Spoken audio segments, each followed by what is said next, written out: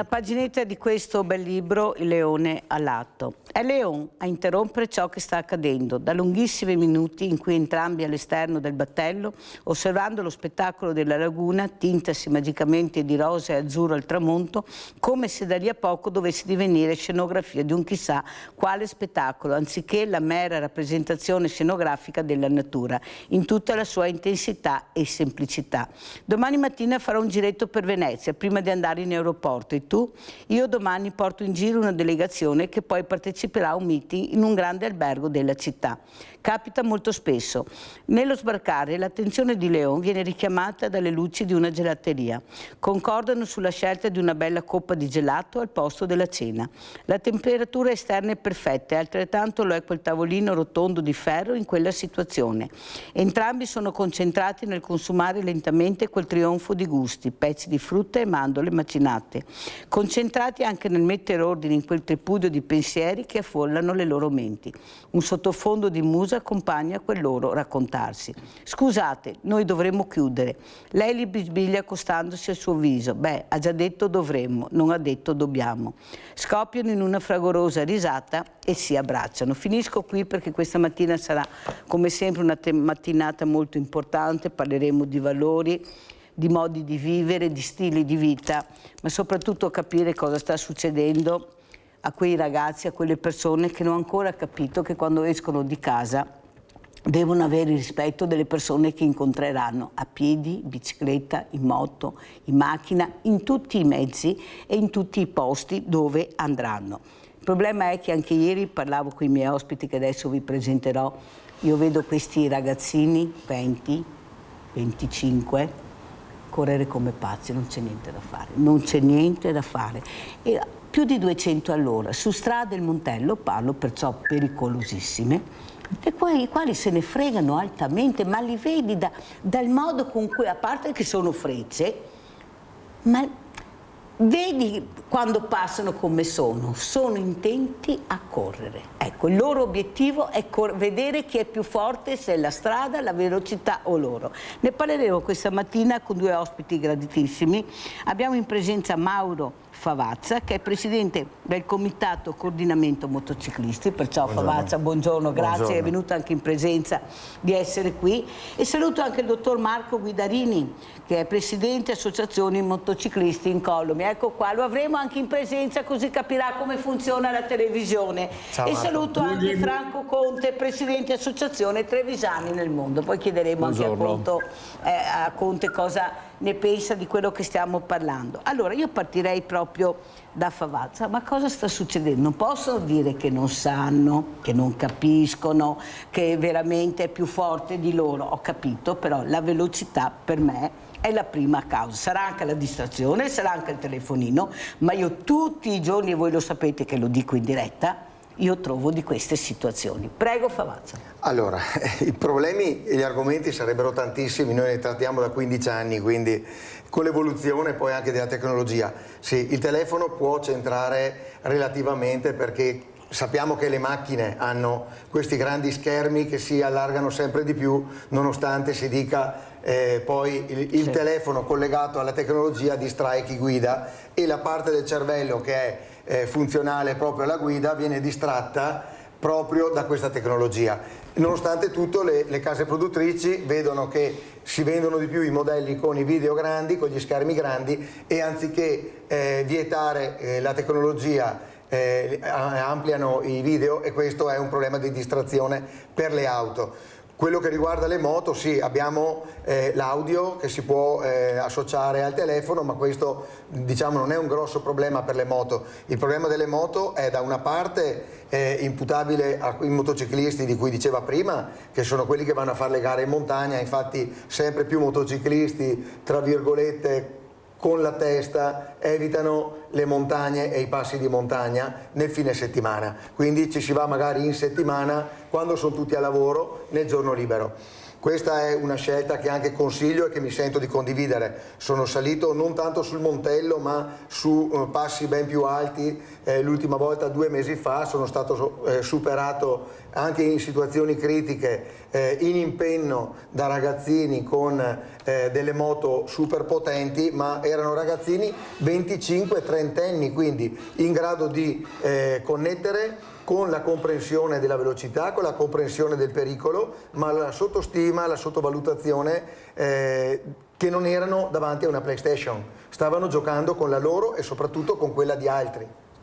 Allora sentiamo anche il dottor Guidarini cosa aggiunge a quello che ha detto questo ospite molto importante, perché queste due persone sanno di cosa si parla, sanno cosa vuol dire velocità, sanno cosa vuol dire alzare l'asticella sempre di più, perché tanto chi se ne frega, pensano sempre di essere invincibili e poi muore magari la persona che non c'entra niente, perché funziona anche così. Prego dottor Guidarini. Sì, sono pienamente d'accordo con Mauro, ci conosciamo appunto da tanti anni e condividiamo le stesse battaglie con un bell'impegno, infatti ha perfettamente ragione. Io infatti dico sempre che la velocità è una cosa che indubbiamente affascina, ma quando fai il salto di qualità, la velocità la sviluppi in pista, cioè in pista ci sono tutte le regole da seguire, innanzitutto c'è anche un briefing, ci sono tutti i commissari di percorso, non metti in difficoltà altre persone e è un luogo, diciamo, studiato per la velocità. In strada ci devi andare creandoti una riserva di sicurezza, di prudenza, ma anche di cortesia e di educazione. Io pensate che quando avevo 20-25 anni, che avevo la moto con la marmitta un pochino rumorosa, quando superavo un automobilista, diciamo, io toglievo il gas prima per non creargli problemi alle orecchie, perché io sento, e sono un motociclista incallito, ho 69 anni, vado in moto da quando avevo 10 anni, quando vado anche in auto e mi passa qualcuno col gas tutto aperto, con lo scarico, diciamo, non silenziato, mi dà proprio fastidio, e sono molto più motociclista di quello che mi supera, molto, ho una cultura ben più radicata, infatti corro in pista, e per la strada bisogna andarci piano. C'è una sottovalutazione del rischio, come diceva giustamente Mauro, anche perché parecchi, per fortuna loro, e gli auguro di non arrivarci mai, non arrivano al pronto soccorso, perché vi assicuro, come medico traumatologo, che quelli che fanno più gli esuberanti sulla strada quando vengono al pronto soccorso sono quelli che frignano più di tutti. Io raramente vedo i piloti veri, noi che corriamo, quando qualche volta capita una scivolata anche a 150-200 all'ora in pista, non si lamentano e frignano poco. Quelli che vanno su strada a fare gli smanettoni, quando si fanno male, sono quelli che piangono più forte di tutti. Quindi cioè, non sono neanche dei piloti, degli uomini veri, come vorrebbero dimostrare. Il fatto è che trasgrediscono le regole del buon senso e anche della salute. Quindi sono pienamente d'accordo, anch'io in moto il sabato e la domenica non ci vado mai nei passi appenninici, perché so che sono frequentati dai motociclisti, anzi do sempre un consiglio quando faccio corsi di pilotaggio e di guida sicura, do sempre un consiglio ai motociclisti che vanno su strada: non vi mettete la tuta di pelle, è una cazzata clamorosa, perché quando ti metti la tuta di pelle scappa fuori il Mr. Hyde che è dentro di te, perché con la tuta di pelle è difficile che io veda una persona che dice: guarda che bel panorama, ma guarda cara che bella vallata, guarda che bella, con la tuta di pelle vai lì già con l'idea di camminare. Mettetevi abbigliamento tecnico con tutte le protezioni possibili e immaginabili. Oggi c'è l'airbag che è sicuramente molto superiore al paraschiena. Come minimo il paraschiena, non andate senza paraschiena ragazzi, un bel casco integrale consiglio io, e paraschiena, e poi prudenza ovviamente sempre, però l'airbag oggi è più sicuro. E comunque quando c'hai un abbigliamento tecnico, innanzitutto è molto più comodo, ma poi non ti stimola a camminare, a fare delle gare in salita o nel passo appenninico, e se vai al ristorante sta anche più comodo, perché ti togli una bella giacca con tutte le protezioni, rimani ti togli il paraschiena o l'airbag e rimani con la maglietta. Però sono assolutamente d'accordo anche con lei Mirella, perché oggi c'è sempre incoscienza, c'è un'incoscienza, ma c'è anche una, diciamo, responsabilità istituzionale, perché non viene fatto niente per l'istruzione, per l'educazione, dalle scuole alle strade. L'incidente è la prima causa di morte fino all'età di 40 anni, questo lo dimentichiamo. Non c'è cancro, non c'è malattie cardiovascolari, non c'è malattie broncopneumoniche, c'è l'incidente stradale. Un ragazzo di 30 anni che muore o rimane invalido costa anche allo Stato svariate centinaia di migliaia di euro. Dottor Guidarini, però è anche vero che in attesa che questi bambini crescano con un cambiamento culturale, bisogna fare un cambiamento culturale, non c'è niente da fare, inutile che parliamo se non facciamo un cambiamento, tutti. Il problema è che quelli che ancora si comportano così dobbiamo fermarli, non c'è niente da fare. Io sono convinta che ancora non hanno capito bene che la legge dovrebbe funzionare in un'altra maniera, tanto è vero che alla fine cosa succede? Cosa succede? Anche questo omicidio stradale, fra poco ci sarà un'importante riunione in Parlamento con tutte le associazioni di familiari vittime della strada, perciò tantissime associazioni, però io vorrei capire se ci sarà un dopo, un perché, un cambiamento, perché è inutile parlare se non agisce e metti mano a quello che dovrei. Se è la legge sbagliata si cambia. È inutile che ce la giriamo. Se la legge non funziona va cambiata. Ci vogliono più forze dell'ordine nelle strade, mettiamole, ma non è possibile che l'airbag non va bene, come si chiama?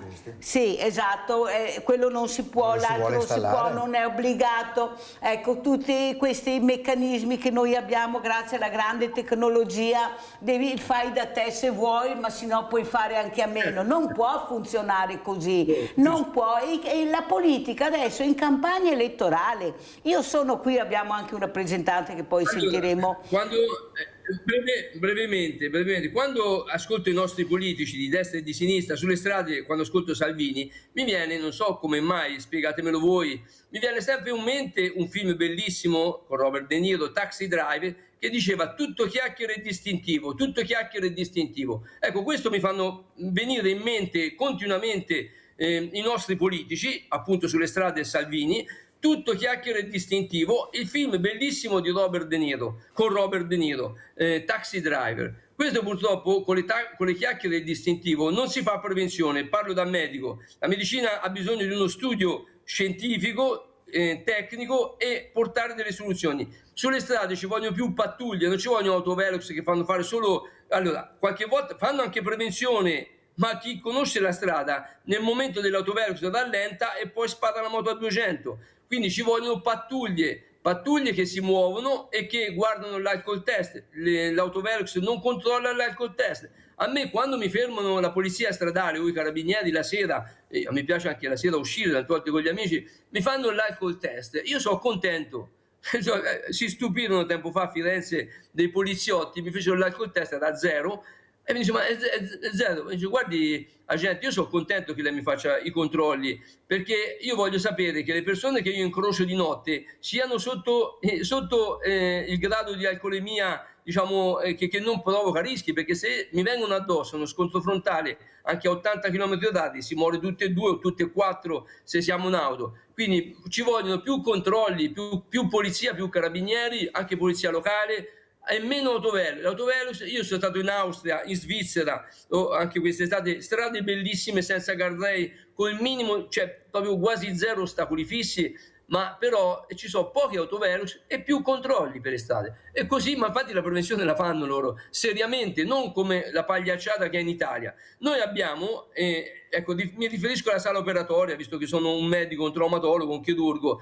In sala operatoria, per far capire il concetto, in sala operatoria c'è il paziente che praticamente viene operato. Allora noi abbiamo i politici nostri che parlano, stanno da parte, non fanno niente e il paziente muore. Poi abbiamo avuto in passato dei politici come Toninelli, che ha fatto la legge sui guardrail, che invece ha voluto mettere mano. Ecco, uno che ad esempio è un idraulico o non è un chirurgo, vede il paziente, mette mano, quindi attacca le coronarie all'uretere, attacca l'aorta all'intestino, vuol dire che ogni volta che il cuore pompa fa solo delle scuregge, invece che fare prevenzione. Ha capito? Ha fatto una legge 2018 scandalosa che ha peggiorato le cose.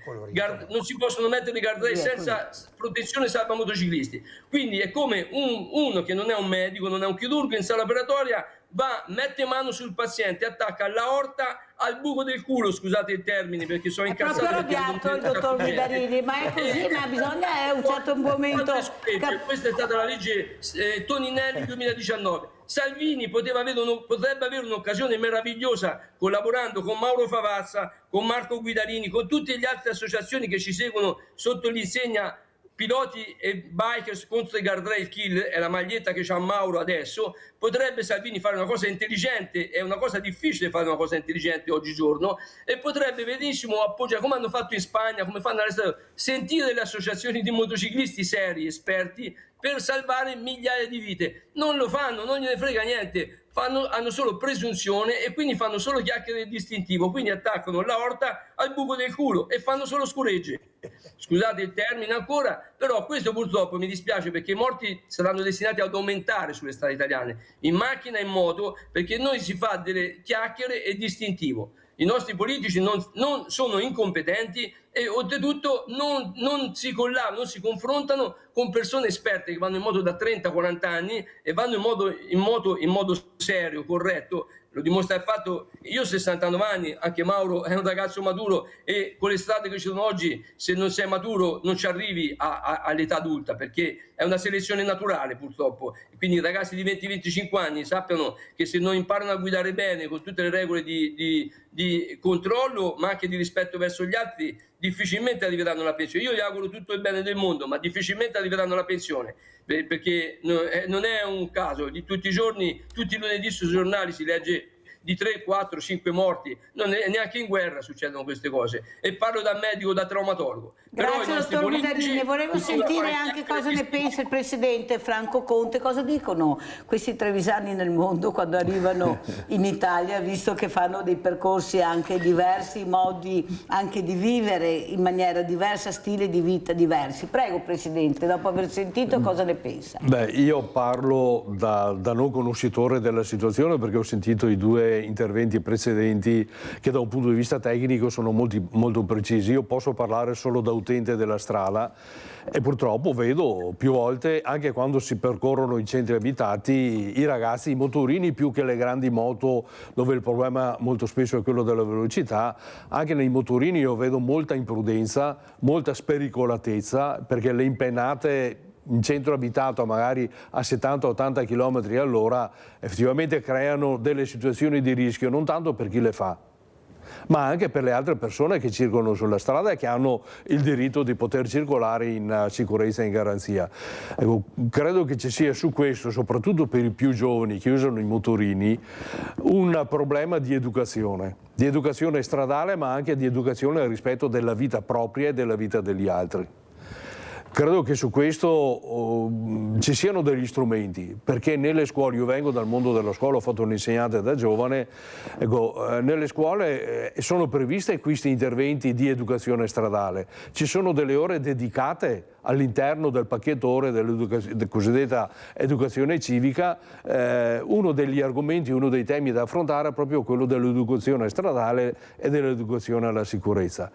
Però probabilmente non è sufficiente, non basta questo che è un tipo di intervento di prevenzione, bisogna fare anche un intervento di repressione, perché le trasgressioni, soprattutto quando avvengono nei centri abitati e quando c'è la possibilità di usufruire anche della presenza della polizia municipale, oltre che della polizia stradale e dei carabinieri, ecco, i controlli devono essere più frequenti e più efficaci, perché purtroppo molti di questi incidenti si verificano per i motociclisti, per l'alta velocità, e per i motociclisti del motorino, chiamiamoli così, cioè per i ragazzini, molto spesso sono dovuti anche alla incuria, al poco rispetto delle regole e a queste azioni proprio di spericolatezza che vengono fatte purtroppo anche nei centri abitati, mettendo a repentaglio la vita di altre persone. Però c'è un però, che noi non possiamo intervenire più di tanto, dovrà essere la politica. Lei ha fatto politica, penso che la faccia ancora anche sotto smentite e spoglie, perché così il presidente Conte. Perché no, la politica non decide di fare per quello che è stata eletta, fare il bene del paese, fare il bene della comunità. Loro fanno tutte cose che a noi non interessa un fico secco. Ha ragione il dottor Guidarini a dire quello che ha detto, perché è la verità. Cioè parlano senza sapere, si confrontano con persone che non sanno neanche di cosa parlano. Basta vedere le commissioni, ti trovi, non so, mettiamo proprio alla sanità una persona che ha fatto l'agricoltore fino all'altro giorno, con tutto il rispetto che io posso avere, ma capite bene che io devo avere anche competenza nel momento che parlo, la persona che deve capire quello che dico e dare delle risposte. Ma è possibile che la politica non riesca a capire che questo paese ha bisogno di competenza? E l'ha detto il dottor Guidarini, ce l'abbiamo, ma non ascoltano. Perché ascoltano vuol dire impegnarsi in qualcos'altro che non è quello che hanno deciso loro. Questa è la verità. Perciò fanno cose che invece di aiutare nuociono a tutta la popolazione. Prego, Finanza. Allora, grazie. Allora, io vorrei intanto partire da qui, proprio mi riallaccio al discorso Ministro Salvini, che sappiamo tutti non avere delle competenze specifiche nel settore, lo sappiamo. E noi stiamo aspettando come comitato, ma non solo come associazione noi, ma come gruppo di associazioni, perché dopo anni e anni nei quali ogni associazione tentava una via per proprio conto, abbiamo deciso di mettere insieme le competenze di varie persone che vanno dall'ingegnere al medico chirurgo al formatore sicurezza sul lavoro, e tutte queste figure assieme, avvocato, hanno firmato dei protocolli d'intesa con alcune città. Per esempio molte associazioni hanno firmato lo scorso anno, io ero anche presente, con la città metropolitana di Venezia e anche con Treviso nell'ex manicomio, quindi ci sono delle città che vanno avanti con dei protocolli d'intesa sulla sicurezza stradale, partecipano spesso e volentieri le associazioni parenti e vittime della strada, anche se non sono sempre, purtroppo sempre per l'Italia, d'accordo tra di loro, per cui vanno in direzioni opposte, quando se facessero un muro tutti assieme sfonderebbero, e questo è un problema italiano. C'è un'associazione, la si divide in due, le due diventano 4, diventano 6, diventano 8, il peso specifico diminuisce e ognuno sta nel suo territorio a parlare ai cani. Il problema qual è? Noi abbiamo da 15 anni come Comitato Coordinamento Motociclisti diffuso un termine che è responsabilità condivise e che raggruppa tutte queste responsabilità qui. La politica che fa promesse, Salvini 1 anno e mezzo che ha 2 PEC e non si è degnato di rispondere alle associazioni. Siamo 15 associazioni che vanno dal nord al sud Italia, quindi abbiamo da Siracusa fino all'Alto Adige. Salvini 2 anni che ha la PEC, tutto dimostrabile, appunto perché è una PEC, non ha risposto. Non si vuole avere un contatto diretto con le associazioni. Qual è il problema? Che se io rispondo crea un precedente. Questo mi è stato confermato da pubbliche amministrazioni. Dicono: se io non ti rispondo non creo questo ponte tra me e te. Un domani tu questo ponte puoi usarlo contro di me. E quindi non vogliamo sapere se tu sei esperto, se sei un gruppo di esperti, se avreste oggi le soluzioni a tanti problemi. Io venivo qui stamattina in auto, perché sono anche automobilista, non sono il fanatico che va in moto anche quando piove, anche se ho fatto anche Europa con la pioggia, però diciamo che mi sono trovato a un incrocio con un'altra auto che doveva uscire. Il problema lampante qual è stato? Un cartello di divieto di svolta messo ad altezza testa conducente auto. Allora dico: ma quello che è lo stradino e viene mandato fuori per strada a mettere i cartelli non è solo quello che sbaglia la segnaletica, non è solo quello che sbaglia anche l'altezza. Se tu mi metti un cartello di queste misure davanti alla testa che deve guardare se arriva una moto, questo deve andare avanti per vedere se la moto arriva e si crea l'incidente. La colpa di chi è? Dello stradino, ma poi del comune che l'ha mandato fuori. Io trovo una strada, arrivo da Roma, arrivo dalla Sicilia settimana scorsa, trovi 27 km Roma, fai 10 km e trovi 42. Hanno messo addirittura i cartelli di distanza. Io vado verso una città e più vado avanti e più mi allontano da quella città. Non siamo in grado neanche di mettere i cartelli di distanza. Tra l'altro apro anche un'altra parentesi: se iniziassimo a staccare i cartelli inutili dalle strade, perché sappiamo che i cartelli sono utili, io faccio anche sicurezza sul lavoro, per cui di professione, per cui so che i cartelli adesso li stanno ampliando a più lingue per essere compresi da tutti, quindi non solo il simbolo. Sulla strada iniziamo a mettere 3 cartelli ogni 100 metri, quelli utili, perché uno non può guardare 32 cartelli per arrivare a uno stop e superarlo. Basta vedere nelle rotonde i cartelli se guardi che ci la sono, strada non vedi, se guardi la strada non vedi i cartelli, e se guardi 32 cartelli non vedi la strada. Iniziamo a ragionare sulle responsabilità condivise. La politica ha le sue responsabilità e le sue colpe. Abbiamo visto Toninelli ha aperto una parentesi che prima non c'era, quindi tanto di cappello. Iniziamo a mettere i guardrail salva motociclisti, poi ti leggi queste pagine di tranne nel caso in cui, e ti rimane nulla. Allora che cosa abbiamo risolto? Me le metti praticamente sempre? No, non me le metti mai. Cioè, che cosa abbiamo risolto? Allora noi proponiamo un'alternativa. Oggi che con la tecnologia abbiamo dei materiali più economici e che costano di meno, il ministro Salvini, che tanto ci tiene a far bella figura con l'elettorato, perché non inizia a rivedere in modo serio una Toninelli sbagliata già dalla sua firma, quando alcuni rappresentanti di associazioni parenti vittime della strada, quindi diciamo parenti dei defunti, non esperti, perché il parente del defunto su strada può piangere e ha ragione di piangere, ma se la deve prendere utilizzando il tecnico, non utilizzando la rabbia, perché se io vado là con la rabbia metto divieti a 30 km all'ora in tutta Italia, così è più difficile che succeda l'incidente, ma non è la strada giusta. Però, limitare a 30. Non è anche, lo dico anche a Guidarini, che dovremmo cambiare anche il modo di insegnare a guidare, perché più di qualcuno mi dice sì, è vero, prendono la patente ma non sanno guidare. Allora ti compri la moto però non sai portarla, non hai veramente le cognizioni di cosa vuol dire motocicletta. Invece continuiamo ad avere le scuole guida che fanno ore di motore, che tanto se ferma la macchina non sai che te apri e metti le mani, chiami il carro attrezzi. Certo. Da una parte c'è quello che dicevamo prima, la sottostima del pericolo. Quindi io non cadrò mai perché, no, non è vero, non sei sulla PlayStation che cadi e ricominci. Se cadi e prendi uno dei milioni di paletti che ci sono in giro e sono tutti piazzati in curva e nell'esterno curva dove finisci per forza, perché si potrebbero anche spostare nell'interno curva. Ma allora vale quei la pena paletti, di cambiare scuola i sostegni guida del lampione, perché non li vale mettiamo? La pena allora cambiare proprio le ore di scuola guida? Bisognerebbe iniziare a fare scuola guida anche a chi fa e a chi installa i cartelli stradali.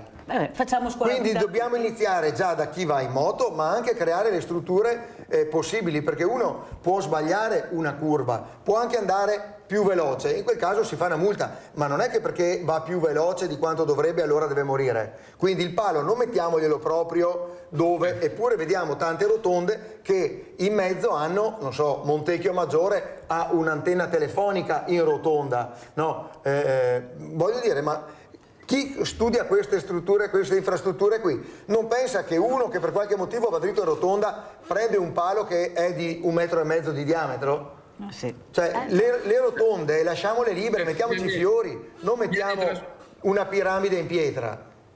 Allora, invece, Presidente Conte, ma all'estero come funziona? Lei quando va all'estero, ecco, vede una diversità? Perché vede, prima si parlava della Germania, io penso di dirlo tutte le mattine, lo dico anche al dottor Guidarini e anche a Favazza.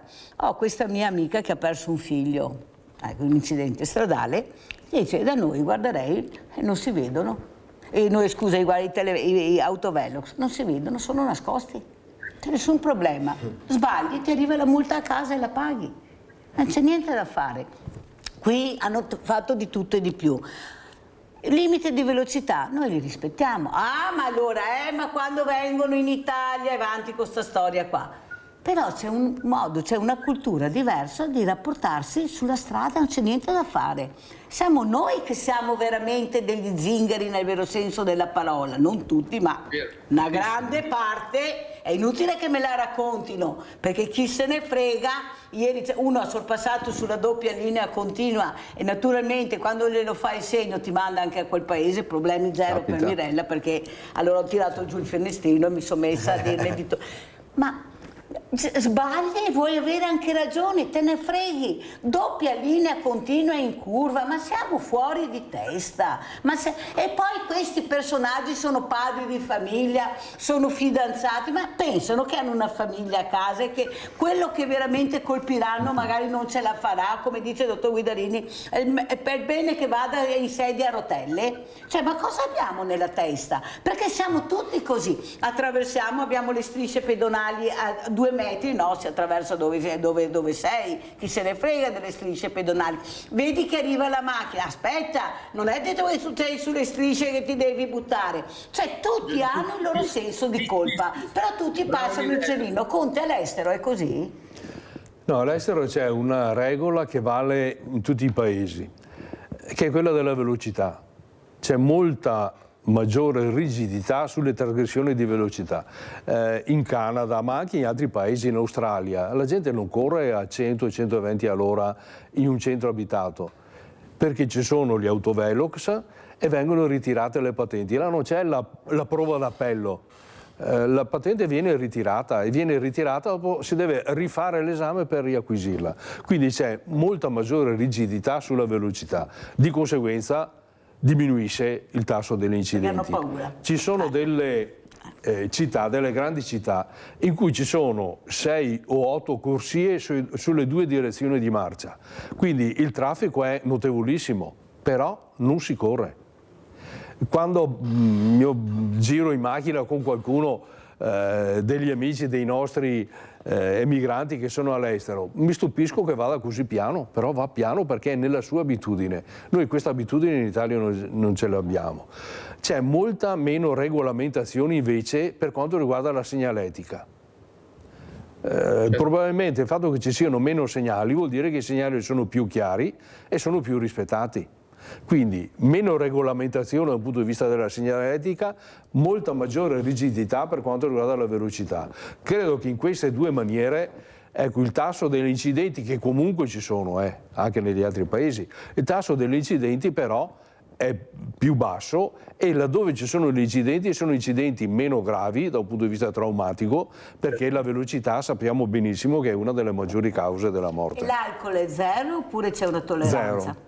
Alcol 0. No, l'ha detto lei, perché bisogna che... Come mai, dottor Guidarini, in Italia l'alcol 0 non esiste? Vabbè, che siamo diventati il paese del vino, fra poco mangeremo i ferri, le foglie di vite, perché ormai c'è vino dappertutto e basta, non esiste, almeno qui da noi. Non so, ma secondo lei c'è proprio un qualcosa che non entra? Ecco, la tolleranza, questa tolleranza su qualcosa che fa male. Prego, dottor Guidarini. Ma la tolleranza secondo me è una caratteristica di un popolo di imbecilli, è la comprensione che è un plusvalore per una persona come per un popolo. Quindi essere tolleranti vuol dire essere degli idioti e lasciare spazio a tutti quelli che trasgrediscono di fare quello che cavolo gli pare. Invece la comprensione capisce se te ad esempio vai forte perché sai guidare in una strada sicura, ad esempio... aggiungo a quello che diceva il precedente relatore, non è vero che le velocità sono sempre più basse. Io sono stato in Austria, Grossglockner, bellissimo in moto, ho fatto un sacco di chilometri. Nelle strade sicure i limiti di velocità sono più alti che in Italia e ci sono meno incidenti comunque, sono meno gravi, come giustamente diceva il relatore, però si può, come nei centri abitati tutti rispettano gli altri, quindi non corrono, e l'Austria è un paese bellissimo, devo dire bellissimo, dove ho trovato tanta educazione, tanta cortesia, hanno le caratteristiche belle di noi mediterranei, cioè del sorriso, della cortesia e il rispetto delle regole. Mi è piaciuta tantissimo, però anche in Germania in tante strade ad esempio non c'hanno limiti, i limiti di velocità sono più alti che in Italia, però hanno meno ostacoli fissi. Ecco perché vorrei aggiungere un concetto che noi piloti, io faccio il campionato italiano Civ Classic, l'anno scorso sono arrivato 4, quindi gli do anche il gas, mi piace dargli il gas, glielo do molto di più di tanti giovani che vanno sulla strada a smanettare sul passo di montagna, che per me sono degli inesperti. Se venissero in pista potrebbero acquisire un po' di esperienza, però un concetto che non è stato acquisito nelle strade né dal ministro Salvini né da Toninelli e neanche da chi va a fare le smanettate su strada è il concetto di ostacolo fisso.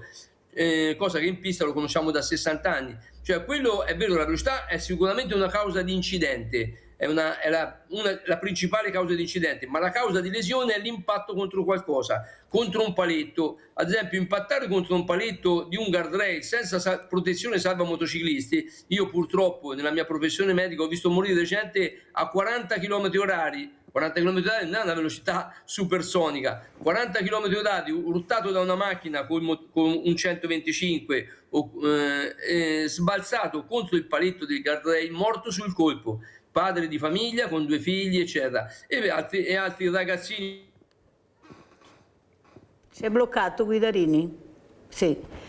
Allora, sentiamo anche Favazza. Sì, è vero, tutto è vero, però bisogna cambiare le regole del gioco. Se non c'è la volontà delle regole del gioco, come ha detto il dottor Guidarini, ecco, in futuro avremo ancora più morti. Però quello che spaventa è anche l'Europa. È stata portata in Europa questo cambiamento con queste firme raccolte per mettere l'airbag obbligatorio anche ai motociclisti. E la risposta è stata: non è nel nostro ordine del giorno. Cioè, non è che sia una risposta pensando chi ha fatto queste firme sono tutti i genitori, i familiari che hanno perso i loro cari che non torneranno più.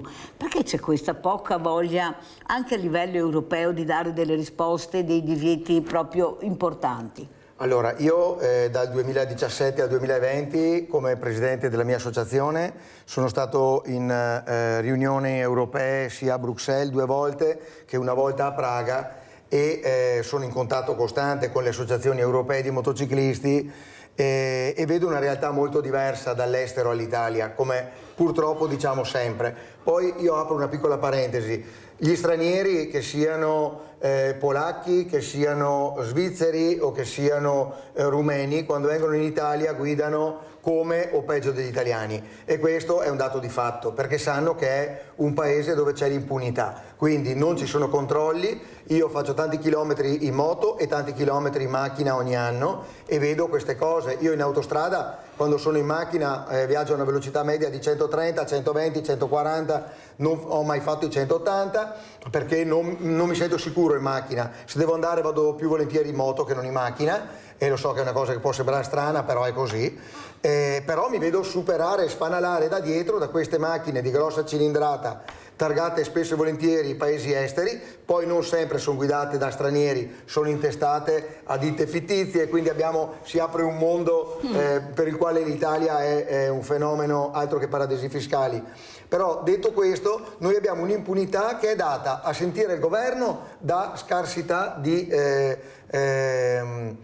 polizia, di carabinieri. Sembra che manchino 15.000 unità in Italia. E io dico, ma con le tasse che paghiamo, io ho appena fatto la benzina a 2,10 €, si trova fino al 2040 a 2,40 € si trova di tutto. Quindi con tutte le tasse che paghiamo ogni anno per la casa, quelle sul lavoro, non riusciamo a mettere via i soldi per assumere qualche migliaio di agenti che facciano sorveglianza, utilizzando anche i tutor dove ci sono e sono spenti. Io sono a favore dei tutor. I tutor calcolano la velocità media da A a B, in autostrada, in tangenziale. Chi da A a B ci mette 1 minuto invece di 4 minuti vuol dire che sta andando 4 volte più veloce della velocità consentita. E va multato, gli ritiriamo la patente, lo mandiamo via in taxi. Non interessa che lavoro fa, non interessa che cilindrate guida, non interessa niente di niente, gli si toglie la patente.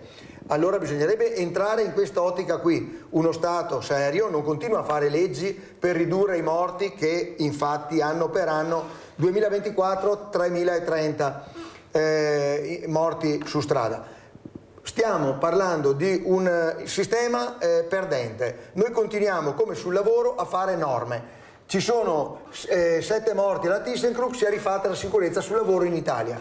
E poi l'anno scorso ci sono stati 32 incidenti plurimi in Italia sul lavoro. E la soluzione dov'è? Dov'è che abbiamo risolto il problema? Abbiamo fatto la 8108 che doveva mettere più paletti, ma poi non abbiamo gli ispettori. Cioè, quello che dicevo prima, sulla strada sono agenti di polizia, carabinieri e polizia locale, che tra l'altro, apro un'altra parentesi, non comunicano tra di loro. 2026 noi siamo ancora ai tamburi, perché le forze dell'ordine in Italia non comunicano tra di loro. Carabinieri, polizia e polizia locale. La polizia locale di Meolo non parla con la polizia locale di San Donà, che non parla con la polizia locale di Fossalta di Piave. Sono tutti a 3 chilometri e non parlano tra di loro. non c'è il sistema di metterli, ma io la chiamo volontà, perché vedo che se devono investire in armi le migliaia di miliardi si trovano sempre, per adeguare la comunicazione tra le forze dell'ordine no. Hanno dei sistemi obsoleti, vecchi, oggi vecchi vuol dire anche di 5 anni fa, loro ne usano quelli di 20 anni fa, quindi siamo ancora a uffici con i fax in Italia. Cioè, me l'ha detto gente che lavora nelle forze dell'ordine, agenti, mi hanno detto noi abbiamo ancora il fax. Possiamo usare quello che vogliamo, però rendiamoci conto che mentre la tecnologia va avanti e con la tecnologia si può ridurre i morti sul lavoro e i morti su strada, noi abbiamo ancora gli uffici con il fax che non comunicano con il comune di fronte per scambiarsi i dati, e infatti c'è una poca chiarezza, perché se facciamo una ricerca su internet su quanti sono stati l'anno scorso i morti su strada in incidenti stradali di motociclisti, non riusciamo ad avere un numero che sia quello. 10 ricerche ci danno 10 risultati diversi a seconda della parolina che mettiamo nel motore di ricerca.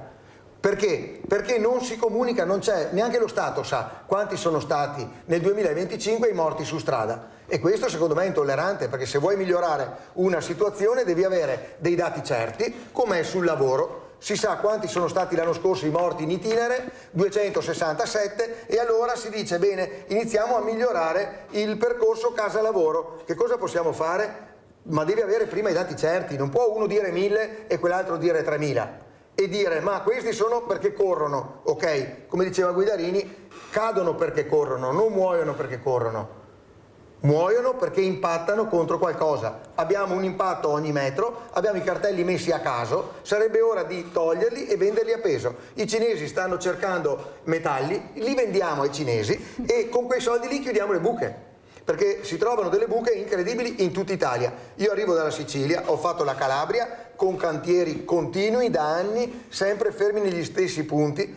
Andiamo a migliorare le strade che non si toccano mai. Io lo so che siamo divisi per compartimenti stagni, ANAS pensa solo a ANAS. Ecco, adesso che cito ANAS mi viene in mente che 2 mesi fa ero su Report, perché? Perché ANAS ha installato i guardrail salva automobilisti, non mettendo neanche 1 metro di guardrail salva motociclisti dall'aeroporto di Venezia, Marco Polo, fino a San Donà di Piave. Mi hai fatto un investimento di milioni di euro su una strada che l'anno prossimo diventerà comunale, perché poi tra l'altro vedo che c'è già l'intenzione l'anno prossimo, 2027, di passare quella statale lì al comune di San Donà, e in cambio si passerà a statale la via veloce nuova costruita, diciamo quella che poi si raccorda alla circonvallazione poi per Jesolo. Quindi tu mi fai un'installazione sbagliata perché non ha i salvamotociclisti.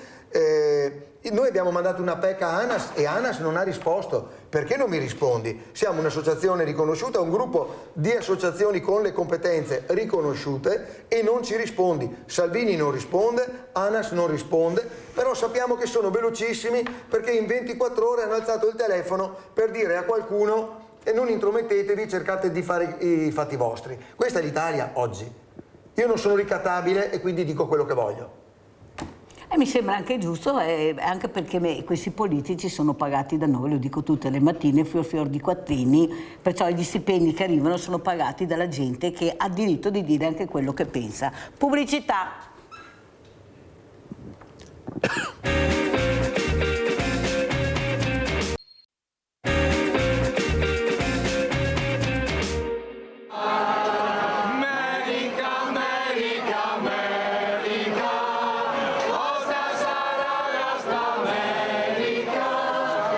Sono parole di una delle più popolari canzoni sull'emigrazione trevigiana e veneta nel mondo. Storie di speranza, ma anche di delusioni, di truffe e di riscatto sociale, ma soprattutto di fatica e coraggio. Perché ci vuole tanto coraggio lasciare la propria terra, i propri cari e le proprie radici per un futuro probabile verso l'ignoto. Perché è questa la storia raccontata dai tanti labari che anche quest'anno hanno fatto da cornice al 31esimo raduno dei trevigiani nel mondo in Pian del Cansiglio. Prima con la sfilata dei labari delle sezioni, poi con i confalloni dei comuni e infine con la celebrazione della Santa Messa presieduta dal Vescovo di Vittorio Veneto. Quindi vuol dire che l'emigrazione ha assunto un significato anche più ampio. E siamo tutti emigrati in questo senso qui. Più ampio perché è notevole l'interesse di figli e nipoti dei nostri emigranti per le loro radici, come per il Brasile. Negli ultimi anni abbiamo avuto delle crescite esponenziali, del 4-5% ogni anno di crescita, anche perché, diciamoci la verità, molti veneti quando sono andati lì poi hanno fatto anche fortuna, quindi molti di loro sono persone che stanno anche bene economicamente e quindi è anche un turismo, se vogliamo, di livello molto importante. Turismo delle radici, ma anche richiesta di tornare a vivere dove sono partiti i propri bisnonni.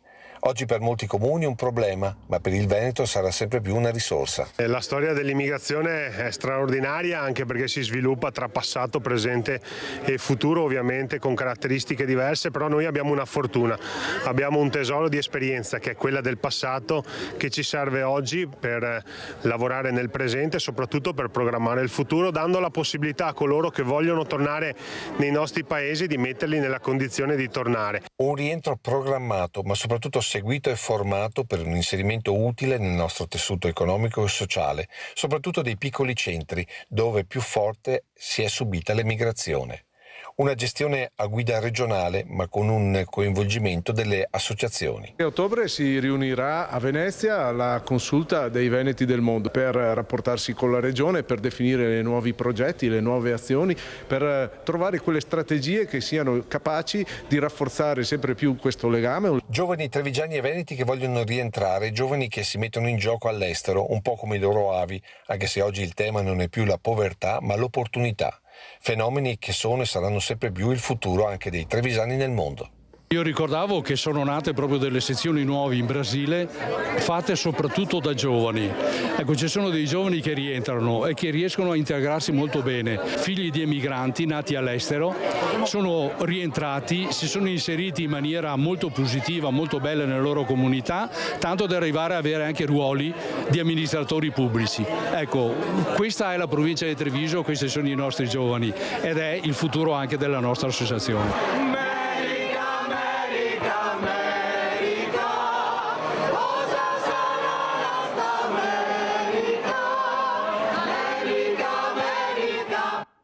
Sì, America, forse più di copiare i centri commerciali, se copiassimo qualcos'altro, magari quando andiamo in giro per il mondo non sarebbe per niente male. Allora mi scuso a casa, però io non sentivo nella cuffia chi c'era al telefono, scusatemi ma non sentivo proprio, perciò adesso so che c'è, prima c'era Paola, scusami ma non ho sentito, adesso abbiamo Rinaldo, vai Rinaldo. Ciao Mirella e buongiorno ai tuoi ospiti. Devo dirti... Rinaldo? Ciao Mirella. E allora oggi facevi gli auguri al vostro sindaco che ancora compie 6 anni. Mario, mi senti Mirella? Sì, ti sento. E ora facevi gli auguri al vostro sindaco che ancora compie 6 anni. Perché se fortunai che avevi un bravo sindaco, voleva che tu se vedi fianco e sarebbe diventato il sindaco di Venezia perché è una brava persona, è onesto, è bravo e ha tutte le più buone qualità. E dopo quello che riguarda gli emigranti di una volta, li andai via Orlando del Sud in Brasile, che ne sono 30 milioni di discendenti di italiani, da dove chi viveva che non vedeva niente, gli ha creato il bene per tutti. Anche per i brasiliani, l'Argentina, una volta, fino all'800, fino al 900, nell'800, a me qua in Italia non avevamo niente, la peagra, la fame e la miseria. E ora sono partiti tutti, ma si è fatto onore al Veneto in giro per il mondo, perché dove chi andai, gli ha creato i commessi che in Australia, gli ha creato un impero. E li si è portati in palmo di mano, perché gente che lavora, brava, idea, tutto. Siamo veneti, non abbiamo da misuri poi 6 anni qualcosa. Vabbè, insomma, qua sarebbe da discutere, Rinaldo, sveglia Veneto, dico tutte le mattine, ciao Rinaldo, basta perché sono lunga, non ho sentito i telefonini, grazie Rinaldo. Conte, allora cosa diciamo? Saremo veneti, ma dobbiamo anche svegliarci ogni tanto, perché... Beh, i veneti in Italia? Sì, i veneti in Italia. No, perché i veneti svegliarsi. in giro per il mondo hanno Siete fatto più quello svegliai? che diceva prima Rinaldo, cioè hanno fatto Veramente aperta in giro per il mondo. grandi cose. Ecco, io sono tornato pochi giorni fa dal Canada e ho sentito un'espressione da parte di un nostro concittadino trevisano che aveva lavorato, che vive là, e ha detto questo: è stata per noi una gran bella soddisfazione vedere che sopra, in cima alla CN Tower, la prima bandiera che ha sventolato è quella italiana. Allora, la CN Tower è alta 530 qualcosa metri ed è una delle strutture più importanti, è un po' l'identificativo della città di Toronto. Ecco, questo hanno fatto i nostri veneti in giro per il mondo, ma lo stesso si può dire di quello che è stato fatto in Australia, oppure tornando indietro nel tempo, a fine 800, quello che è stato fatto in Brasile, quando sono arrivati in mezzo alle foreste e hanno costruito paesi e città. Ecco, questo... Il nome Veneto, molti anche. Beh, c'è una Treviso anche in Veneto. Esatto. Una volta si chiamava Nuova Treviso, adesso hanno cambiato, qualche anno fa hanno cambiato il nome, si chiama Treviso e chiede di gemellarsi con la nostra Treviso italiana. Spero Ma le radici, i valori ci sono, è indiscutibile, quello non c'è niente da dire, ma il problema è questa cultura che manca nel rispetto del prossimo. Questo è il grande problema che abbiamo. Però quello che colpisce è la fascia di persone che si comportano male, e noi vediamo che la fascia va dai 16 ai 30, arriviamo ai 30, poi un po' meno, ma dai 16 ai 30 è un disastro, I famosi sessantottini con i loro figli, sì. un disastro, e sì che hanno provato cosa vuol dire il 68. Dottor Guidarini, ma questo cambiamento culturale su quelle fasce che dovrebbero invece capire che il mondo sta cambiando, che si gira in maniera diversa, prego. Allora, alcune cose importanti che mi vengono in mente è che è stata tolta l'educazione civica dalle scuole, cosa importantissima, una materia che io facevo quando facevo le medie e praticamente insegnava a tante persone che non avevano la fortuna di avere una famiglia colta o comunque con un minimo di istruzione e anche con una disciplina, perché poi mio babbo faceva il medico condotto nei paesini della Toscana e le assicuro che io sono cresciuto insieme a ragazzi coetanei figli di contadini, ma avevano anche se non avevano una cultura, non erano laureati, ma avevano un'educazione, un rispetto per gli altri enormi, perché quando una volta nei poderi stavano con 2 o 3 famiglie, quando il ragazzino faceva una cazzata, faceva uno sbaglio, faceva una marachella, incominciava a prendere lo schiaffo, lo scapaccione dal babbo, dalla mamma, dallo zio, dal nonno, cioè alla fine imparava anche per forza. Allora in Italia secondo me ci vorrebbe il militare, non sono un seguace di Vannacci, ma ci vorrebbe il militare messo in versione moderna, potrebbe essere anche un servizio civile, aiutare anche ad esempio a portare farmaci agli anziani, aiutare a portare gli anziani in carrozzella a spalla, ma dare una disciplina. Io l'ho fatto il militare, dopo laureato in medicina, quindi ho fatto un anno di militare in aeronautica e devo dire che io sono stato benissimo, ho fatto un sacco di belle amicizie, ho preso la patente E, che a me poi non serviva, ma a tanti coetanei è servita per guidare le ambulanze, cioè gli ha creato un lavoro, cioè ci vuole disciplina. Disciplina in Italia, siccome siamo un popolo proprio geneticamente, evidentemente nel nostro DNA, un popolo diciamo portato alla come dire alla trasgressione, a trasgredire le regole, ci vuole qualcosa che ti insegni le regole, che ti insegni che se segui delle regole, ad esempio se in strada rispetti anche i limiti di velocità, ma anche il fatto che stai a destra e non a sinistra, almeno in Italia, in Inghilterra no, campi meglio, se non scavalchi le file. Dottor Guidarini, facciamo una parentesi, ma siccome quelli che dovrebbero fare questo, molti siedono in Parlamento e sono i primi trasgressori delle regole,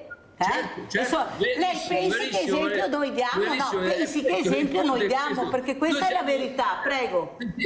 Ma se si mettessero i rom che a Milano vanno nelle metropolitane a rubare portafogli, se si mettono in Parlamento, in certi casi non c'è tanta differenza, anzi forse i rom imparano dai nostri parlamentari, se si mettessero in Parlamento, ma vuole che aiutino chi ruba, chi fa i pickpocket, o che aiutino chi si comporta correttamente e va al lavoro, non scavalca le file e segue se c'è un'ambulanza che deve passare, la lascia passare. Se si mettessero quei rom lì in Parlamento, chi vuole che aiuterebbero i pickpocket, aiuterebbero chi frega i soldi, aiuterebbero chi frega i soldi in banca, chi fa anche dei mercati assurdi con il calcio, l'aggiottaggio. Cioè, il calcio in molti casi si va in Africa, si prende la persona sconosciuta, gli si fa la doccia in Italia, gli si fa giocare un anno a pallone, si rivende per milioni di euro. Venissero spesi questi soldi per mettere le protezioni dei guardrail, sa quante persone si salverebbero? Invece il nostro governo ci tiene per le palle con due metodi che erano tipici dell'impero romano: il panet et circenses e il divide et impera, cioè panet circense, calcio, altri canzonette e programmi anche poco critici, poco autocritici, poco intelligenti, e il divide et impera, perché quando le persone li dividi o con il calcio o con la religione o con il fatto del nord e del sud, sta tranquillo che il popolo lo puoi dominare lo stesso. Allora, sentiamo Favazza, come commentiamo? Cosa possiamo dire? Ormai siamo quasi in chiusura. Io riprenderei una cosa che prima ho sviato un po', quando lei ha parlato della Comunità Europea. La Comunità Europea ci dà delle direttive. Abbiamo visto che tutti adesso in Italia, buona parte, sono contrari a tutte queste ciclabili che vengono fatte, ma aggiungo, l'Italia ha anche una conformazione diversa, non è tutta pianura padana e quindi non può avere le stesse strade del Belgio. Il Belgio e altri paesi come la Francia centrale hanno pianure sterminate. Noi abbiamo una conformazione montuosa, quindi abbiamo, tranne poche città, Modena, Bologna, immaginiamoci una Verona, una Trieste, una Genova, con tutte le ciclabili. Non le usa nessuno, noi stiamo facendo investimenti assolutamente buttando soldi, e torniamo al discorso di prima, non abbiamo i soldi per assumere le forze dell'ordine, per mettere a posto le strade, per mettere i guardrail, salvamotociclisti, però li abbiamo per fare spese inutili. Quando ci hanno detto mettete le rotonde, noi abbiamo riempito anche dove non servivano l'Italia di rotonde, perché la Comunità Europea ti diceva ci sono dei fondi stanziati per mettere le rotatorie, fate rotatorie. Noi troviamo delle rotatorie di 1 metro in zone industriali dove circolano dei camion che sono lunghi 20 metri e che non le possono fare quelle rotatorie, quindi ci passano sopra. Noi all'italiana vediamo sempre il punto d'arrivo, ma ci arriviamo per vie traverse, cioè dateci i soldi che li spendiamo in un altro modo. Ritorno per dire, Comunità Europea che fa delle leggi ma poi in Italia le interpretiamo in maniera nostra. Per esempio, altre cose che mi vengono in mente, quando diciamo cercate di migliorare la sicurezza stradale, cercate di coinvolgere anche le associazioni che non vi chiedono un centesimo, perché noi come associazioni ci mettiamo soldi nostri, presi dai nostri stipendi, e per dare una mano alla pubblica amministrazione. La pubblica amministrazione che rifiuta questo aiuto, secondo me è una cosa incompatibile con il voler migliorare la sicurezza stradale, quindi non ne veniamo fuori. C'è questo burnout che si crea nella pubblica amministrazione, non vogliamo la collaborazione vostra perché ce la facciamo da soli, facciamo leggi nuove che vincolano, che non vengono rispettate da nessuno, anche perché non le conoscono. Ieri ho trovato uno che ha preso la rotatoria in contromano all'inglese girando a sinistra. Sono dei casi particolari, ma voglio dire, l'educazione stradale rimettiamola, l'educazione civica rimettiamola, stiamo togliendo la cultura dalle scuole e poi ci troviamo una gioventù che gioca a PlayStation sulle strade. E questa è la verità, questo è bisogna dirlo. Prego, dottore. Bravo Mauro, io potrei concludere, ma ha detto tutto Mauro perfettamente. Direi che noi, secondo me, dopo la seconda guerra mondiale avevamo due possibilità: o seguire l'esempio, imparare dagli inglesi, dalla Gran Bretagna, per l'educazione, per il savoir-faire, anche nello sport, il rugby, bellissimo sport, oppure avevamo la possibilità di imparare dai Rom. Ecco, abbiamo scelto questa seconda possibilità. Noi sgomitiamo, scavalchiamo file, freghiamo anche quando sia sulle strade ma anche quando siamo nell'amministrazione e in politica. Allora, ritornando, sintetizzando il concetto, che nel 2018-19 il Movimento 5 Stelle e Toninelli hanno fatto questa legge assurda, il decreto Toninelli, appunto, che ha impedito la messa in sicurezza di guardrail preesistenti, che sono il 99% nelle strade italiane, e addirittura hanno fatto pubblicità sia a Torino, c'ero io presente, hanno messo lo Snowline, che era un aggiuntivo e che funzionava bene. Il ministro dell'Orco, non li chiamo onorevoli perché non se lo meritano, il ministro dell'Orco ad Avellino e a Matera ha fatto vedere, mettendosi anche il caschetto giallo, e io quando vedo un politico che si mette il caschetto giallo mi ridono, mi casca le palle, scusate il termine. Si è messo il caschetto giallo e ha messo sotto braccio questo Snowline di R46 per far vedere che il Movimento 5 Stelle voleva mettere in sicurezza tutte le strade italiane. Poi di fatto con il decreto Toninelli, e questo è il paradosso, ha impedito la messa in sicurezza con questi dispositivi di R46, che poi chiaramente sono migliorabili, eccetera, ma ha impedito la possibilità di usare il DR46. Io l'ho fatti mettere con la mia associazione sul passo di Bocca Seriola, dove c'erano 1 o 2 morti a settimana e all'anno, scusate, 1 o 2 morti a stagione, perché ci vanno tutti gli smanettoni di montagna da varie parti d'Italia. Dal 2007 a oggi lì non c'è più morto, a quanto mi hanno detto non c'è più morto nessuno, quindi qualcuno l'ho salvato, forse una quindicina di ragazzi l'ho salvati, perché hanno messo nelle curve più pericolose il DR46, questo aggiuntivo che oggi per colpa di Toninelli non si può mettere più, e praticamente ha salvato delle persone in caso di scivolata. Ci sono anche segni di scivolate cadute, però non impattando contro il paletto, i ragazzi che sono caduti per fortuna non sono morti, perché come giustamente ha detto Mauro, vai forte e ti ritiro la patente, non devi essere decapitato da un paletto di un guardrail. Il ministro Salvini, che potrebbe avere, tuttora ce l'avrebbe, la possibilità di collaborare con le nostre associazioni, di ascoltare persone esperte. Lui non è esperto quanto noi, non è esperto quanto io sono un medico, un traumatologo. Mauro Favazza è un esperto sulla sicurezza sul lavoro, che quindi ha tantissime analogie con la sicurezza stradale. Ricordo anche che la metà degli incidenti sono incidenti in itinere, che è una bella fede di incidenti sul lavoro, forse il 50-51% se non sbaglio sono incidenti in itinere, quindi sulle strade. Il ministro Salvini potrebbe avere la possibilità di collaborare con le nostre associazioni, imparare tante cose, perché lui scusi, dottor Guidarini, ma non andate a queste riunioni importanti che c'è in Parlamento, c'è la riunione con tutte le associazioni? Le fa con degli incompetenti. Allora, in medicina, quando si dà un antibiotico che una persona ha una broncopolmonite, si può chiamare terapia adeguata o terapia inadeguata. Se il paziente muore, la terapia è inadeguata. Ecco, è quello che stiamo facendo in Italia, una terapia inadeguata fatta da degli inesperti. Allora le faccio domanda,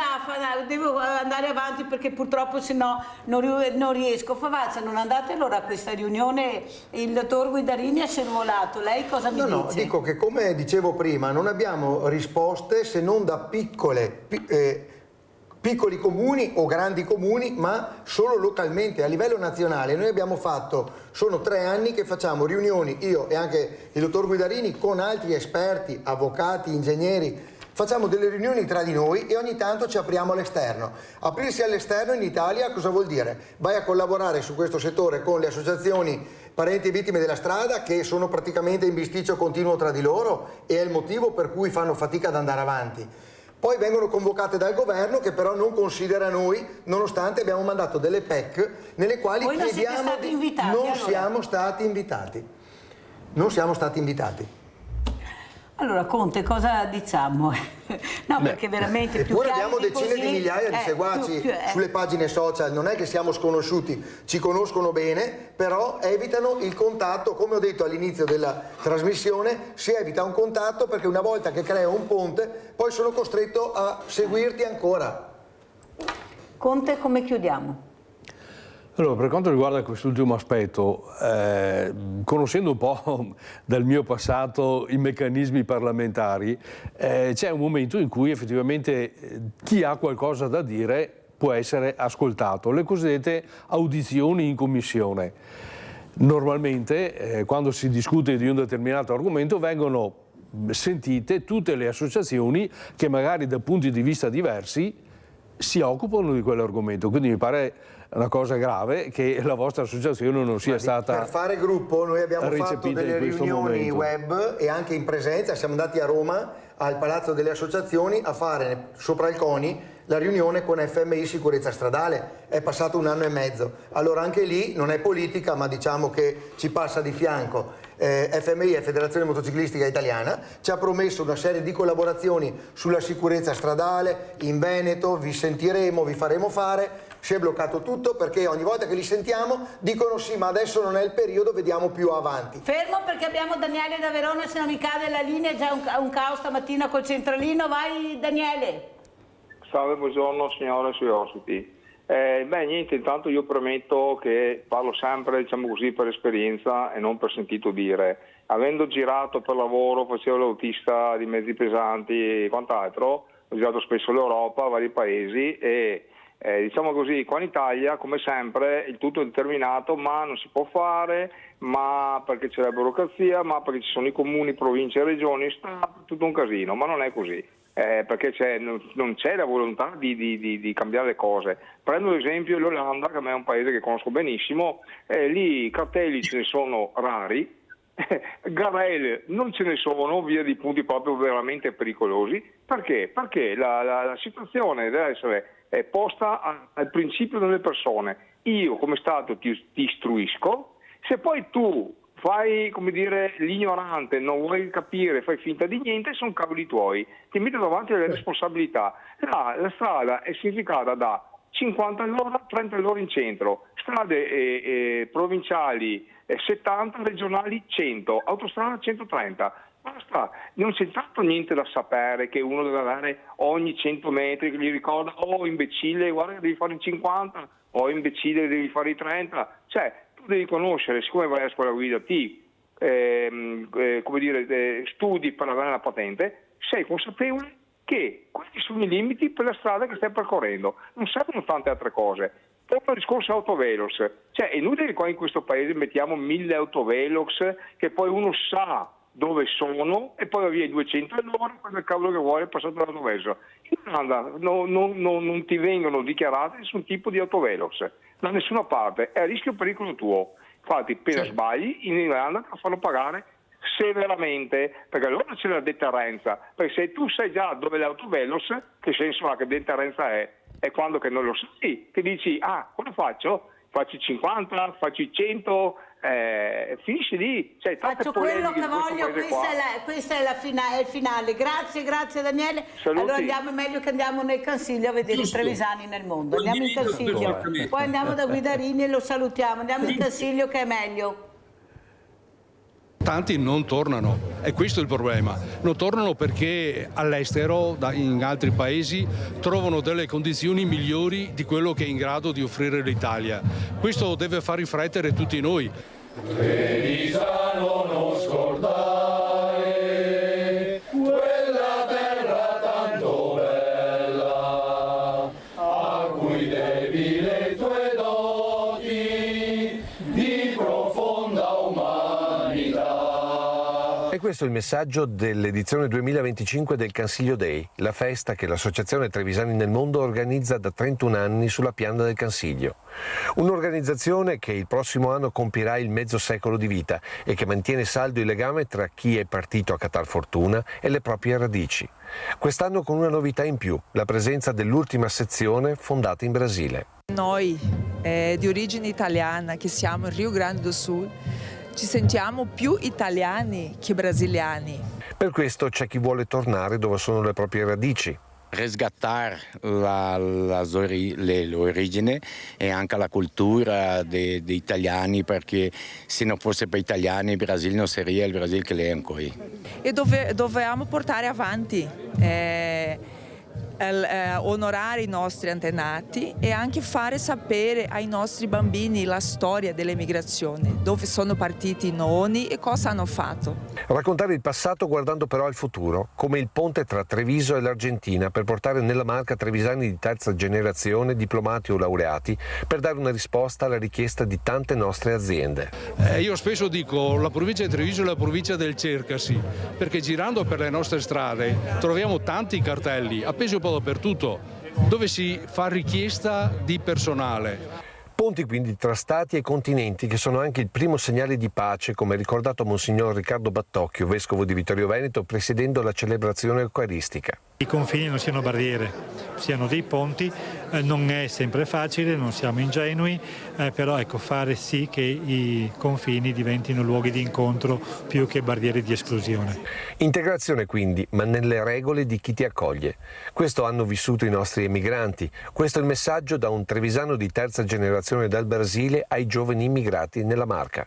In primo posto devono essere fieri dei loro padri, dei loro genitori, perché sono stato, penso, è difficile per loro, e anche devono seguire la legge e ecco, andare d'accordo, rispettare a tutti, e poi devono essere l'orgoglio dei loro genitori, non fare robe brutte, quindi questo è il mio consiglio.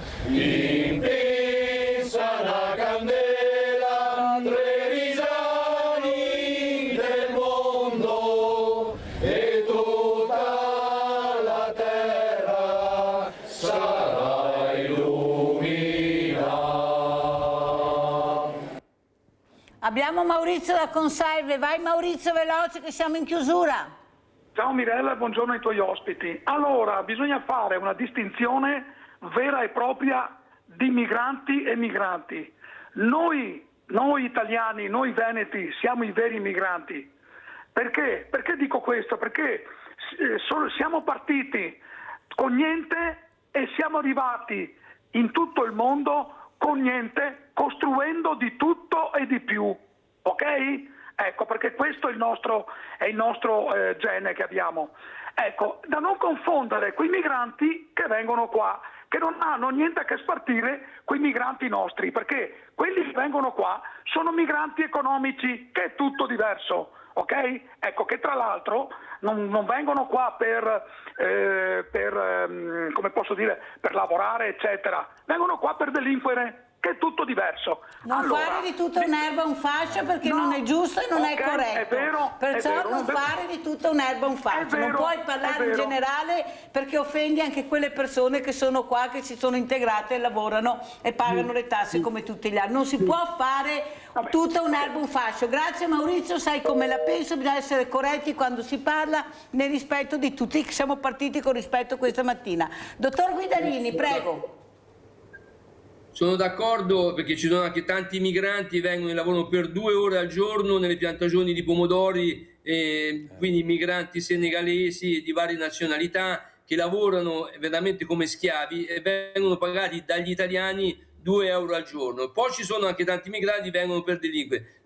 Questo sta allo Stato, controllo e disciplina. I migranti che lavorano sono ben accolti a braccia aperte, i migranti che delinquono vanno messi in galera. Cesare Beccaria, pene certe ed adeguate. Io sono contro la pena di morte, però so per lavori forzati, per pene certe ed adeguate, non per liberarli. Quindi vabbè, chiusa questa parentesi, però ben venga gente di tutto il mondo, quando viene, lavora, è uno scambio, diciamo, è un arricchimento reciproco. Quando vengono per delinquere no. Riguardo all'appello che vorrei fare al ministro Salvini, siccome ha ancora la possibilità di fare qualcosa di veramente intelligente e utile, cioè salvare centinaia, migliaia di vite, contatti le nostre associazioni, Bikers e Piloti contro i guardrail killer, contatti le nostre associazioni, contatti Mauro Favazza, contatti me, se vuole altri. Noi abbiamo ingegneri, abbiamo tecnici, può fare una cosa miracolosa, quindi anche far diventare le strade italiane sicure, attualmente sono assolutamente insicure,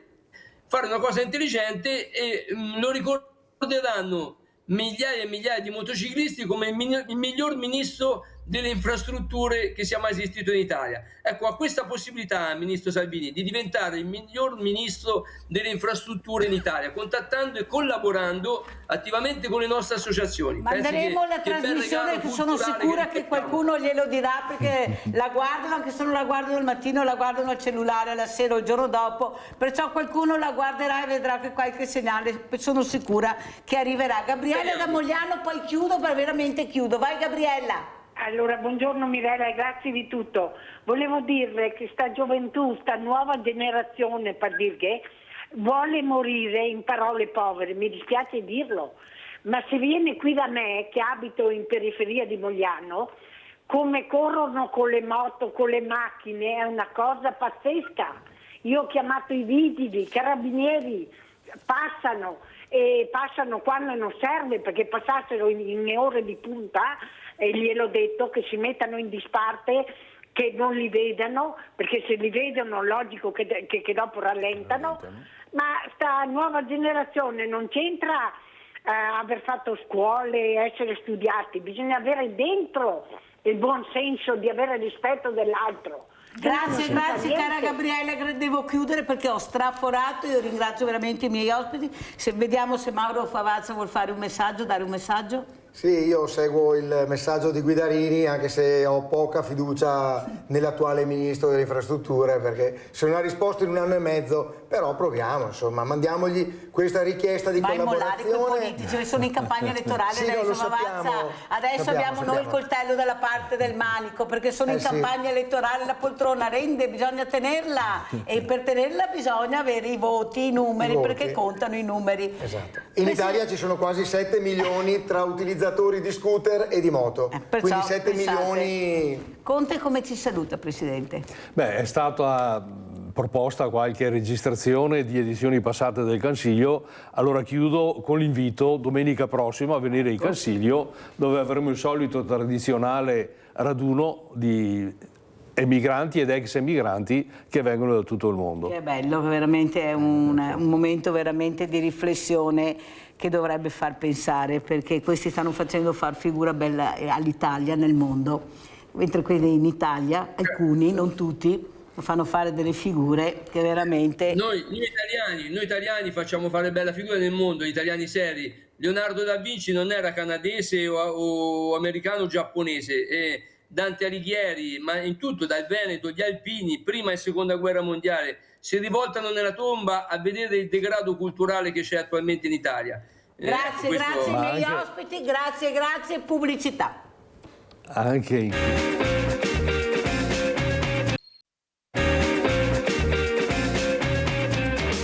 Gli alberi sono una forma quasi perfetta di vita, testimoni di un'evoluzione che precede e supera l'orizzonte umano. La loro esistenza non segue un disegno fisso, ma una grammatica di forme e funzioni che si rimodellano in un continuo dialogo con l'ambiente, occupando lo spazio col minimo dispendio. In questa grande officina naturale, ogni specie è un elemento linguistico e ogni bosco una narrazione fatta di architetture frattali, simbiosi invisibili e strategie di adattamento che sfidano il tempo.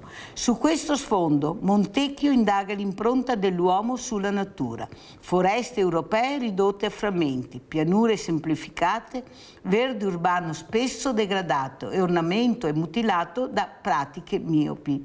Grammatica degli alberi propone un cambio di sguardo radicale, abbandonare il mito del bosco istantaneo per tornare alla pazienza della rinaturalizzazione, alla complessità delle alleanze ecologiche e a un progetto di territorio che consideri gli alberi e il loro mondo, che è il nostro, infrastrutture vitali. Decifrare il linguaggio dei boschi può diventare così non solo un gesto di tutela ambientale, ma la via per perseverare un futuro in cui l'umanità possa ancora dirsi parte integrante della terra. Montecchio, Grammatica degli alberi. E il professor Lucio Montecchio è qui con noi, la ringrazio. Scusate se ho letto qualcosa di sbagliato, ma è la prima volta che leggo questa paginetta molto importante per far capire l'importanza di questo libro, e saluto anche Alfredo Drago, che è vicepresidente di Ieri, Oggi e Domani, volontario di Padova, e poi vi spieghiamo cosa fa Alfredo Drago. Però partirei proprio dal professor Montecchio. Prima si parlava di velocità, di motociclette, di auto, di tutto.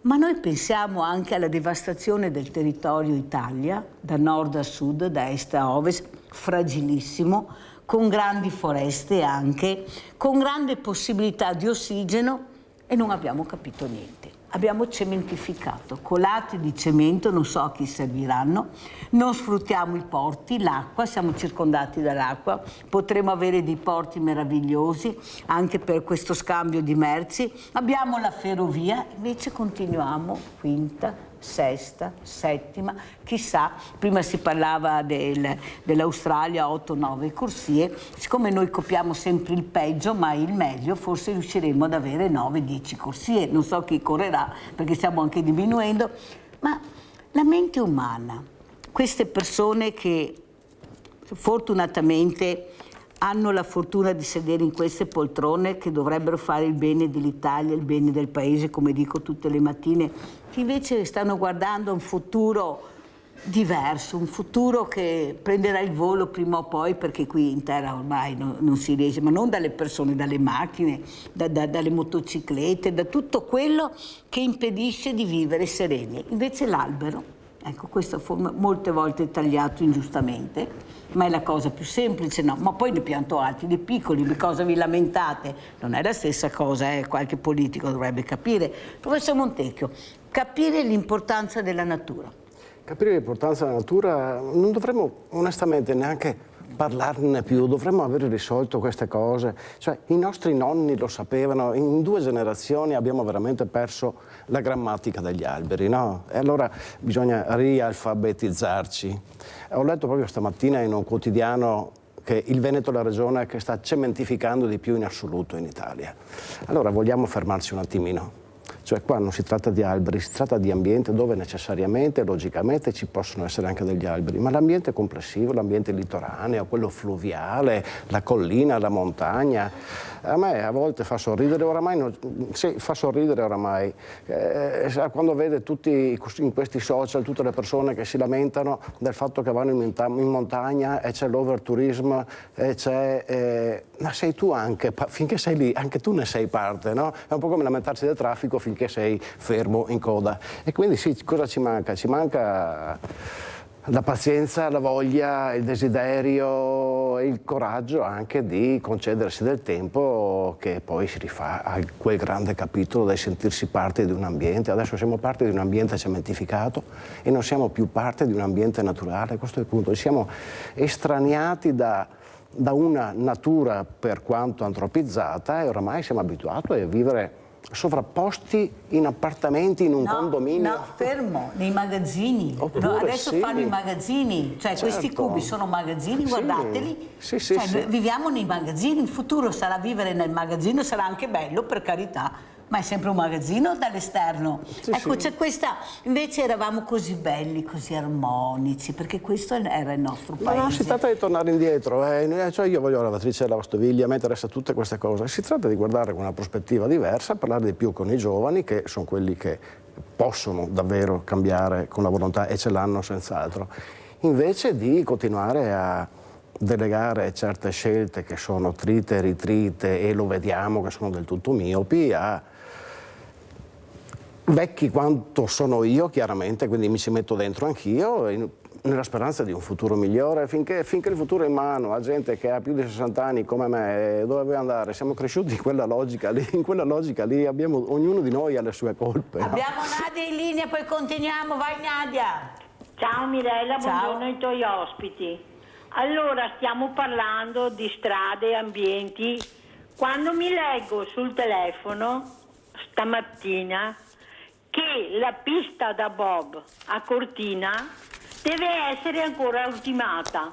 Allora, quelle Olimpiadi che hanno fatto, dove le hanno fatte? Mi chiedo, e verrà consegnata a Cortina nel 2028. Allora, tutti quei soldi dovevano metterli sulle strade, che andiamo sicuri. E poi tutti, ma non so, spendono soldi inutilmente, ma anche nei comuni fanno di quelle cose che non verranno mai usate. Come adesso hanno fatto una pista ciclopedonale sul Sile, sul parco, saranno 500 metri e non ho mai visto nessuno che vada a camminare là, no, sulla strada. Allora, Mirella, ciao. Ciao, arrivederci e buona giornata a tutti. Grazie cara Nadia, queste sono le riflessioni che fanno i cittadini a casa perché vedono, osservano e poi fanno questo confronto con Sveglia Venti e dicono ma cosa sta succedendo? Ma abbiamo sentito prima cosa sta succedendo. Ecco, il business regna sovrano, questa è la verità. Non deve fare bene, deve fare business. Cosa ne pensa? Sentiamo anche Alfredo Drago di quello che ha sentito e cos'è questa associazione molto importante ieri, oggi e domani. Buongiorno a tutti e a tutte. L'associazione Ieri, Oggi, Domani è sorta perché ci si è resi conto a Ponte di Brenta, a Padova, che c'era una serie di iniziative culturali che andavano aiutate. Quindi questa associazione si pone di servizio alle altre per riuscire a dare forza a chi forza non ne ha, perché pochi e limitati. Una serie di eventi sono succeduti e quindi Ieri, Oggi, Domani si pone al servizio degli altri. Questo è quello che facciamo. In concreto cosa fate allora? Allora facciamo manifestazioni, soprattutto per esempio l'ultima cosa che abbiamo fatto è stato un concerto il 17 novembre perché a Padova ci sono ospitati una serie di persone che arrivano dalla striscia di Gaza, richiedenti asilo. Questa associazione ha deciso di fare un concerto dove tutti sono intervenuti gratuitamente e tutto l'incasso, non la SIAE a parte, tutto l'incasso è stato devoluto loro. Questa è stata l'ultima cosa in ordine di tempo fatta. Poi altre manifestazioni, a Padova c'è stata l'antica fiera di San Marco, una cosa rispolverata che ha origine nel 1800. E lì tradizioni, popolazione, gente che sta insieme, favorire la condivisione. E prima sentivo il professore, a me è venuto in mente una cosa. Studiando la Costituzione si usa il verbo sancire, che non vuol dire affermare, vuol dire riconoscere che esista. Abbiamo dimenticato di riconoscere che esiste il mondo, le persone, che abbiamo 5 sensi, usiamo le dita per il WhatsApp, ma le persone e gli occhi dove sono andate a finire? È perché abbiamo i 5 sensi, ma manca il sesto, che è il buon senso, che l'abbiamo perso completamente. Professor Montecchio, si parla dall'inizio della trasmissione di educazione civica. Cos'è nel 2026 per i ragazzi l'educazione civica? È un'educazione civica più rivolta all'intelligenza artificiale, a quello che si vede, oppure un'educazione civica che dovrebbe far capire il valore del territorio, della vita, il rispetto della persona, dell'ambiente?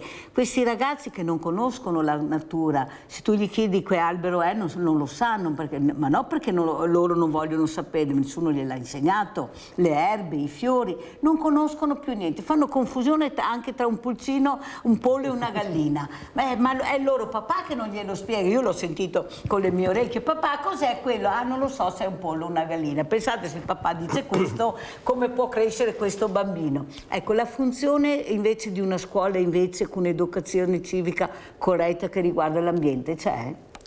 Iniziano ad affermarsi sinceramente, però vede, è un grande peccato che siano nate a partire da iniziative private, ad esempio le fattorie didattiche, no?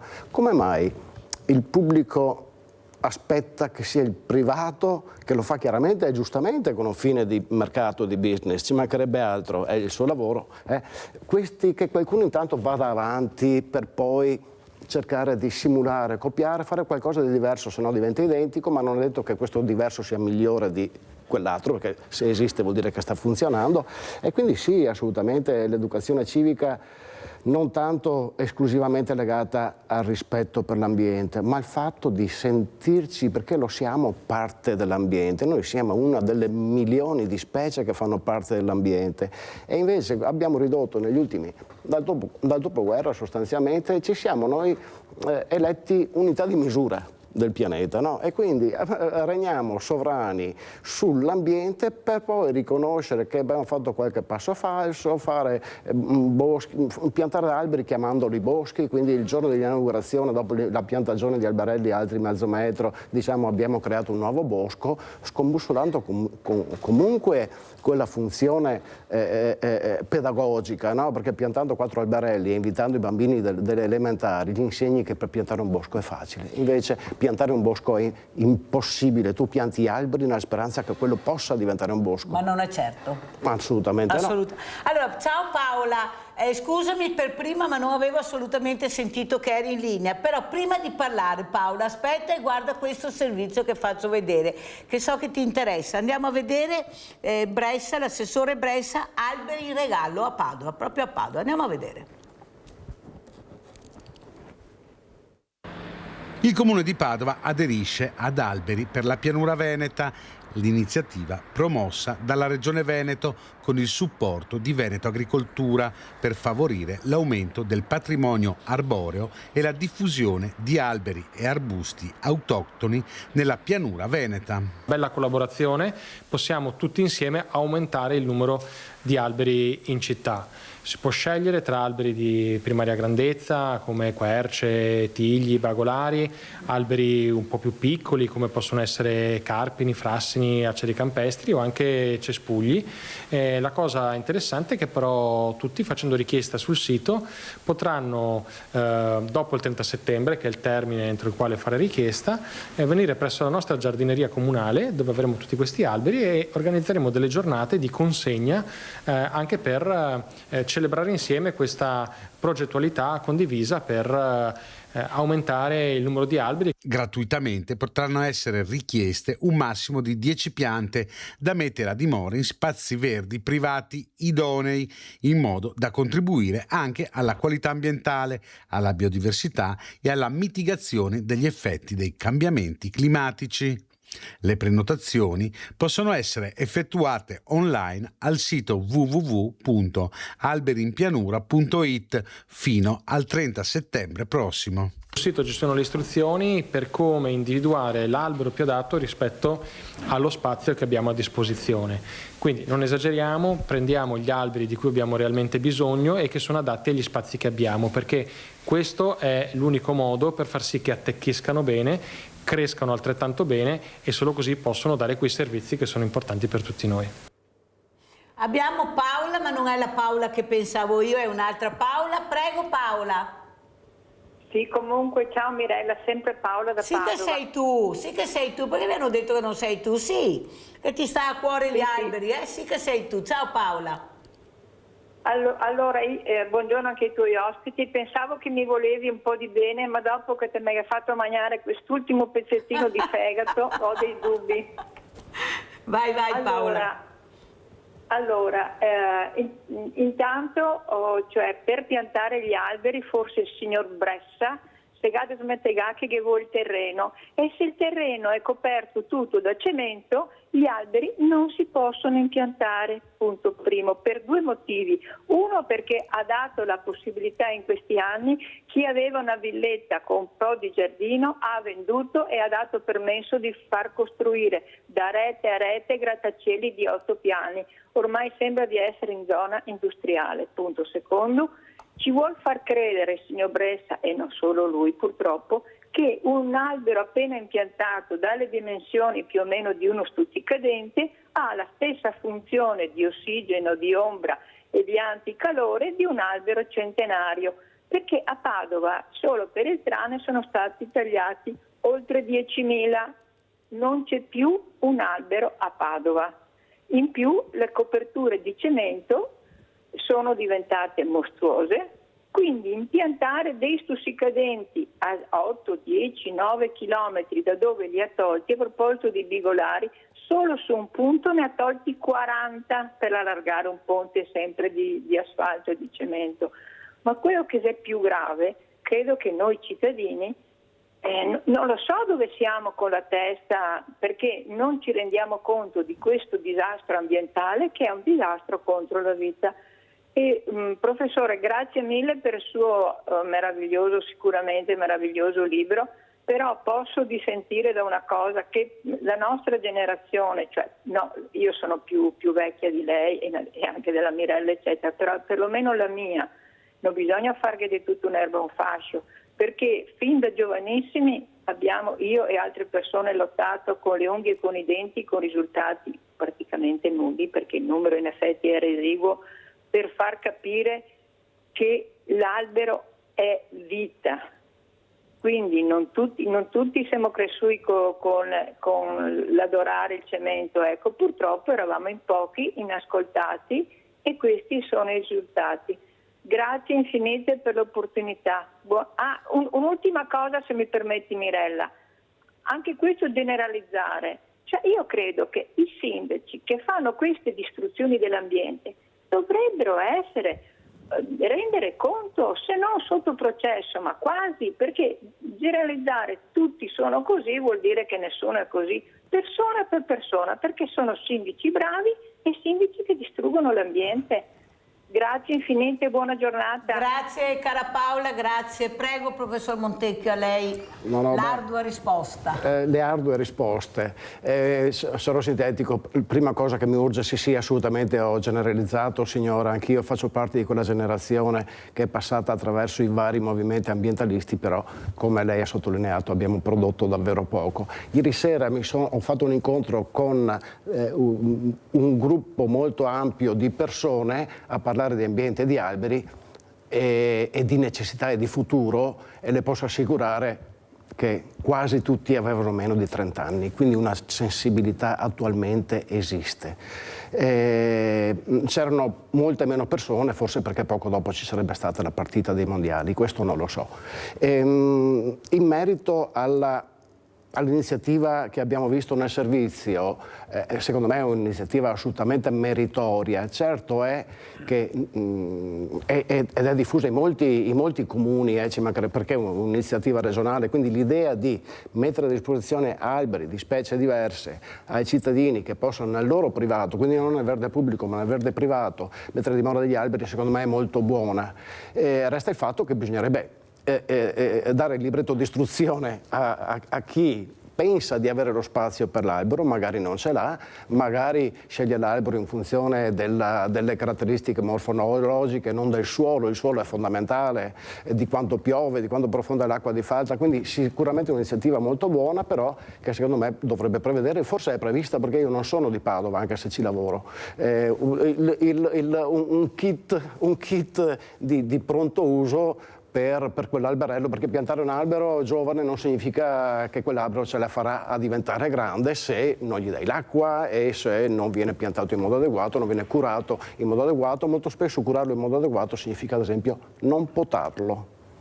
Ecco, il problema è anche questo, gli esempi che abbiamo, forse un po' meno, grazie anche alla nostra informazione, all'informazione che danno i media, i mass media, perché veramente vedevamo delle potature pazzesche fatte da amministratori che non si rendevano conto invece del danno che facevano.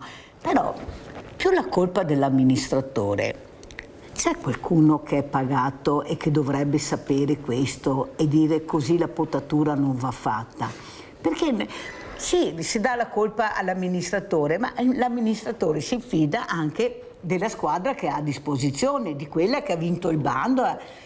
Perciò poi ci ritroviamo a vedere delle cose, veramente degli scheletri terribili. E poi ognuno passa il cerino e la colpa è sempre, non è mai di nessuno. Allora, anche questo, dovrebbe esserci un'educazione e chi che vince il bando dovrebbe avere tutte le garanzie per fare il bene e non il male di questi alberi? No, non c'è nessun dubbio, lei ha pienamente ragione. Molto spesso ci si affida a personale e le gare di appalti vanno a chi chiede meno soldi per realizzare quel lavoro, quindi non sempre la qualità è garantita, la qualità del lavoro è garantita. Poi va detto che abbiamo davvero molta poca confidenza con le esigenze degli alberi e quindi io conosco davvero una ampia platea di persone che è convinta che potare gli alberi faccia bene agli alberi e quindi noi paghiamo per rovinare un nostro bene, perché se è privato è nostro, ma se è pubblico è nostro lo stesso, paghiamo per farci rovinare gli alberi fino ad arrivare ad avere quei pochi superstiti che hanno 80-90 anni a considerarli assolutamente dei casi eccezionali, quando un albero comunemente può vivere 200, 300, 400 anni. Io lavoro normalmente con querce che hanno 700, 800, 900 anni, quindi i superstiti delle nostre malagrazie diventano invece esempio. E questo povero albero si deve adattare a queste potature, poveretto, perciò deve crescere in maniera diversa. Finché ce la fa. Abbiamo perso l'ABC del buonsenso. Molto spesso partiamo gli alberi perché perdono le foglie, che è una cosa paradossale, piuttosto non piantiamoli. Anna Paola da Vittorio Veneto, vai Anna Paola. Mirella, buongiorno. Buongiorno. Ho chiamato questa mattina presto ma non sono riuscita a sentirti. Allora, complimenti come sempre a te e anche ai tuoi ospiti. Quanti bei ricordi, Mirella. Quando ero piccola e ero alle elementari si faceva la festa degli alberi in primavera.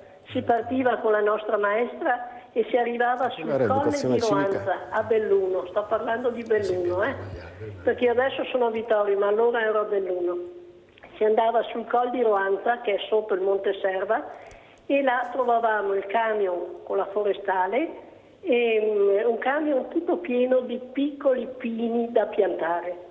Ognuno aveva la sua buca, ognuno ha piantato il suo pino. Adesso c'è una foresta bellissima che si vede anche da Cusighe, dai posti giù in pianura, bellissima. Però ce n'erano di avanzati di questi alberi. Allora gli addetti ci hanno detto: ragazzi, bambini, c'è qualcuno che ha un posticino dove poterli piantare? E io ne ho presi 2. Mirella, li abbiamo piantati sulla zona demaniale, sul bordo del torrente Ardo, che è un affluente del Piave. Là sono cresciuti, con le loro radici hanno trattenuto la terra sotto i muri di contenimento degli orti e sono diventati 2 pini bellissimi. Quando veniva la piena veniva, però là il prato non spariva mai. È successo soltanto una volta, perché appena più in basso c'era un ponte con una pila, un tronco venuto dalla boscaglia più a nord, diciamo, si è messo di traverso e quindi ha fatto un tappo e l'acqua è tornata indietro. Tornando indietro è andata a mangiare su un muro a sassi che c'era un po' più su del nostro orto. Allora non era come adesso, Mirella. Gli anziani con i giovani si sono messi e hanno tornato a risistemare il muro, lo hanno rifatto di nuovo come era prima e praticamente la piena passava e tutto rimaneva senza danni, senza niente. Io volevo chiedere ai vostri esperti là una cosa che mi meraviglia moltissimo. In questo periodo si vedono tutti questi alberi che cascano, o perché non sono potati o perché non sono nel posto giusto, però quello che mi stupisce, Mirella, è vedere quanto poca radice hanno questi alberi. Una volta si diceva che tanto grande quanto era la chioma era anche tutto l'apparato radicale. Adesso non si vede più radici, non si vede una piccola zolla con un po' di apparato radicale e nient'altro. Come mai questo? Poi la manutenzione dov'è? Io farei così, se fossi uno addetto al comune, ma non sono nessuno purtroppo. Non lascerei piantare anche nei giardini privati certi alberi, prima di tutto che sporcano sulla strada, perché quando c'è vento naturalmente sporcano, e che vengano tenuti come devono essere. Grazie Anna Paola, fammi rispondere, se no non ce la faccio, devono anche intervenire anche gli altri ospiti, sei stata molto chiara, però prima di andare dal professor Montecchio vorrei sentire anche il vicepresidente Drago che voleva intervenire, prego. Un aneddoto, io abito a Padova, nella zona delle Padovanelle. Credo che in questo momento a Padova sia la zona in assoluto più verde. Costruita da Ivonne Grassetto anni 65, il male è che ci fu uno strato di 80 cm di terra e sotto i ruinassi. Il professor Patrizio Giulini, responsabile del Giardino della Reggia di Caserta, una volta fu chiamato da una signora perché si discuteva di tagliare questo e quello. E lui dice: no signora, ha ragione, non bisogna potare gli alberi, allora bisogna togliere quello e quello. La signora rimase così: ma come? Dice sì, se lei vuole che gli alberi vivano deve lasciare lo spazio.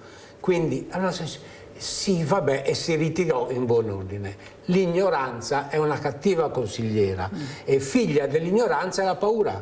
Se non conosci una cosa, ne hai paura. È tutto lì, bisogna affidarsi a chi ne ha competenza. Spezzo una lancia, la Giardineria Comunale di Padova è composta da persone gentilissime alle quali puoi chiedere come fare anche in area privata e si vedono che amano la natura. Quindi qualcuno chiami in comune e chieda un consiglio, vedrà che qualcosa di utile verrà fuori. Professor Montecchio, a lei? Sì, sul fatto che gli alberi ultimamente cadono, gli alberi sono sempre caduti ed è nella natura di qualsiasi vivente e anche non vivente essere sottoposto alla forza di gravità, quindi prima o dopo un albero cadrà, così come cadrò io prima o dopo. Il fatto è che recentemente molti alberi cadono in occasione di questi sempre più frequenti venti infortunali, eventi meteorologici, esattamente per il motivo che ha messo a fuoco la signora. Molto spesso piantiamo alberi senza curarci della stabilità che dovrà avere quell'albero per restare verticale, per restare in piedi. Quindi piantiamo l'albero senza pensare, sì, ma c'è spazio per le radici, che è quello che diceva giustamente il nostro ospite. C'è spazio per le radici avranno lo spazio per espandersi e trattenere tutto quello che c'è sopra, perché è una questione fisica, è una questione di leva. Un albero alto 20 metri ha bisogno di un apparato radicale che regga questi 20 metri e invece molto spesso appunto lo spazio è così limitato, oppure piantiamo alberi in contesti inadeguati a quella specie, troppo asciutti o troppo bagnati, ci sono molti posti che hanno la falda freatica molto superficiale, molto spesso creiamo le condizioni perché le radici siano parassitizzate da funghi che fanno marcire le radici, ma questi funghi da dove entrano? Da quei tagli alle radici che abbiamo fatto per far passare i sottoservizi. E quindi alla fine è vero che in natura l'albero cade, è anche vero che è innaturale che un albero cada quando ha 30 anni, vuol dire che abbiamo sbagliato noi e non l'albero da qualche altra parte. Allora io sabato avevo il dottor Donadini, Francesco Donadini, che si occupa di ulivi e lui raccontava che l'ulivo è una pianta alla quale piace essere circondata da persone, piace essere coccolata. Ecco, se non la coccoli lei sente questa mancanza. Ma è vero allora che le piante parlano e che sentono veramente, diciamo, questo flusso magnetico che ha la persona che capisce l'importanza del loro esistere? Chiaramente io non so dirle se è vero o se non è vero, però do un'opinione del tutto personale e spassionata. E allora? Noi abbiamo addirittura inventato la motosega. Le pare che l'albero ci possa voler bene? Ecco, però a me piace moltissimo che ci siano persone che abbracciano gli alberi e ne trovano grande giovamento anche psicologico. Mi piace moltissimo questa nuova tendenza del forest bathing, persone che prendono e vanno a passeggiare in bosco e si sentono bene, cosa che è sempre successa da quando esiste l'uomo e da quando esiste il bosco, ma adesso gli abbiamo dato un nome in inglese e quindi diventa molto più interessante la cosa. Personalmente non credo che gli alberi abbiano bisogno di noi, ma magari hanno bisogno di un qualche albero vicino a loro, chiaramente non per farci due chiacchiere, ma per creare quel microecosistema, perché l'albero da solo in natura non esiste solitario, questo è il punto. L'albero è una delle migliaia di componenti di un bosco in natura. Se noi prendiamo un albero da solo e lo mettiamo davanti al terrazzino di casa, è come prendere una carpa e metterla nell'acquario. È certo che cercherà di sopravvivere più che può, ma non è il suo ambiente, non è il suo ambiente. E i ragazzi capiscono l'importanza invece di conoscere questo ambiente, di capire che il futuro loro deriva anche da come sarà e tu tratterai questo ambiente? Assolutamente sì, e chiaramente senza volere fare, come diceva la signora prima, tutto il brown fashion, ma c'è davvero una sensibilità crescente e nascente e secondo me è anche merito di questa cosa che spesso bistrattiamo, che sono i social media, che è l'accesso facilitato a tutte queste informazioni che abbiamo e quindi adesso noi abituati a imparare dovendo fare la fatica, chiamiamolo fatica per comodità, di andare a fare 20 km per arrivare alla libreria, comprare un libro e non sapere bene quale comprare. Adesso i ragazzi hanno accesso a delle informazioni che se hanno e ce l'hanno questa sensibilità, stanno veramente crescendo molto velocemente, quindi io sono molto fiducioso, come dicevo prima, su tutti quelli che hanno meno di 30 anni e gli altri andrebbero un pochino più alfabetizzati prima che paghino per farsi ammazzare il loro albero. Allora Drago, ieri, oggi e domani, l'ambiente di ieri, l'ambiente di oggi e quale sarà l'ambiente di domani? Perché voi cercate anche di aiutare in questo. L'ambiente di domani per me è l'ambiente della responsabilità, è quello di farsi carico. Io ho una teoria dell'inciampo, mi è capitato a proposito delle persone che vengono da Gaza. Quando trovi una cosa in mezzo alla strada, puoi scavalcarla, girarci attorno, andare indietro, oppure chinarti e vedere di cosa si tratta. E lì comincia a nascere la ricchezza, perché se tu condividi, hai paura che oddio mi chiamano, ma cosa succede? Ma giocati, la vita è fatta per essere giocata.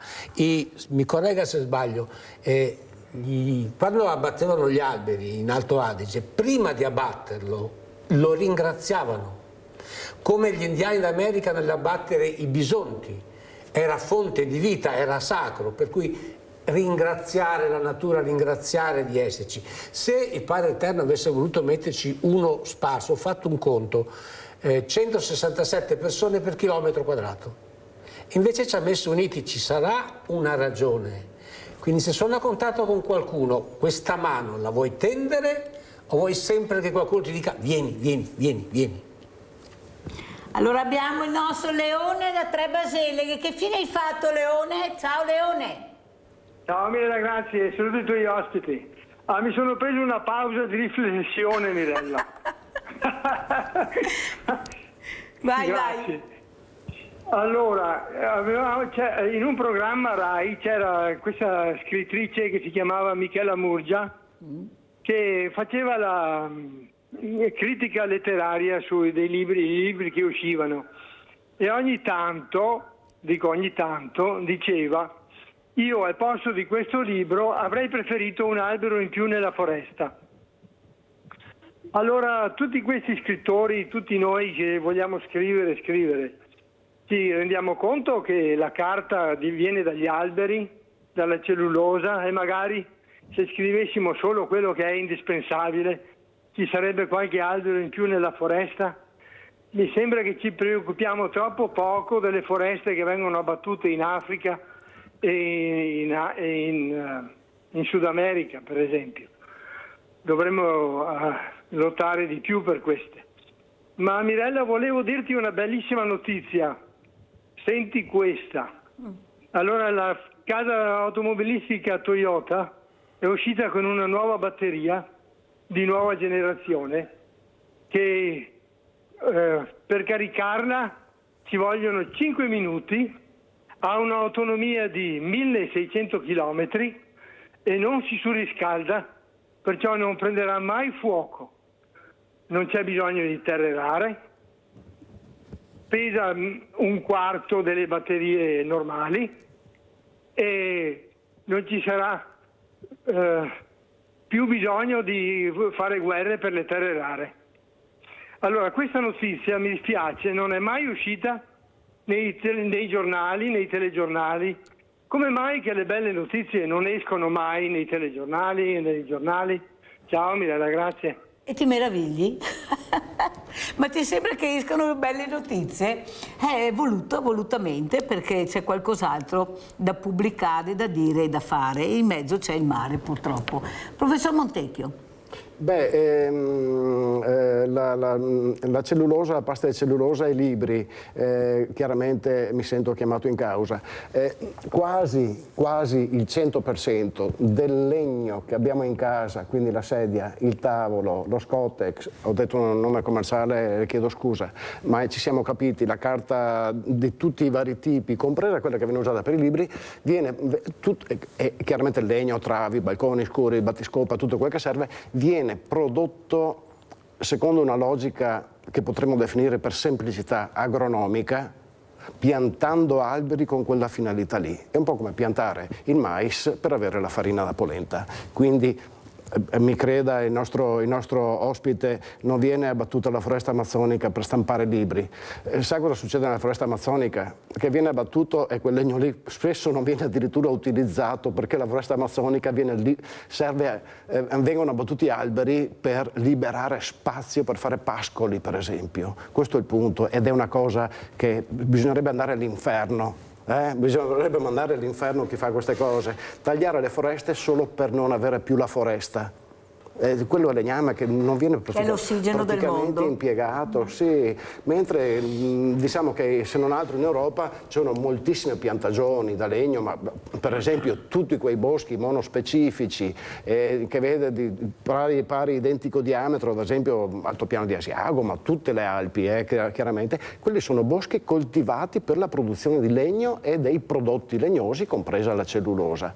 È una forma di coltivazione che ci permette di pranzare su un tavolo di legno invece che su un tavolo di plastica da campeggio, quindi io sono assolutamente favorevole anche a questa forma, che alla fine è agricoltura, di montagna ma pur sempre agricoltura, quindi niente di disdicevole.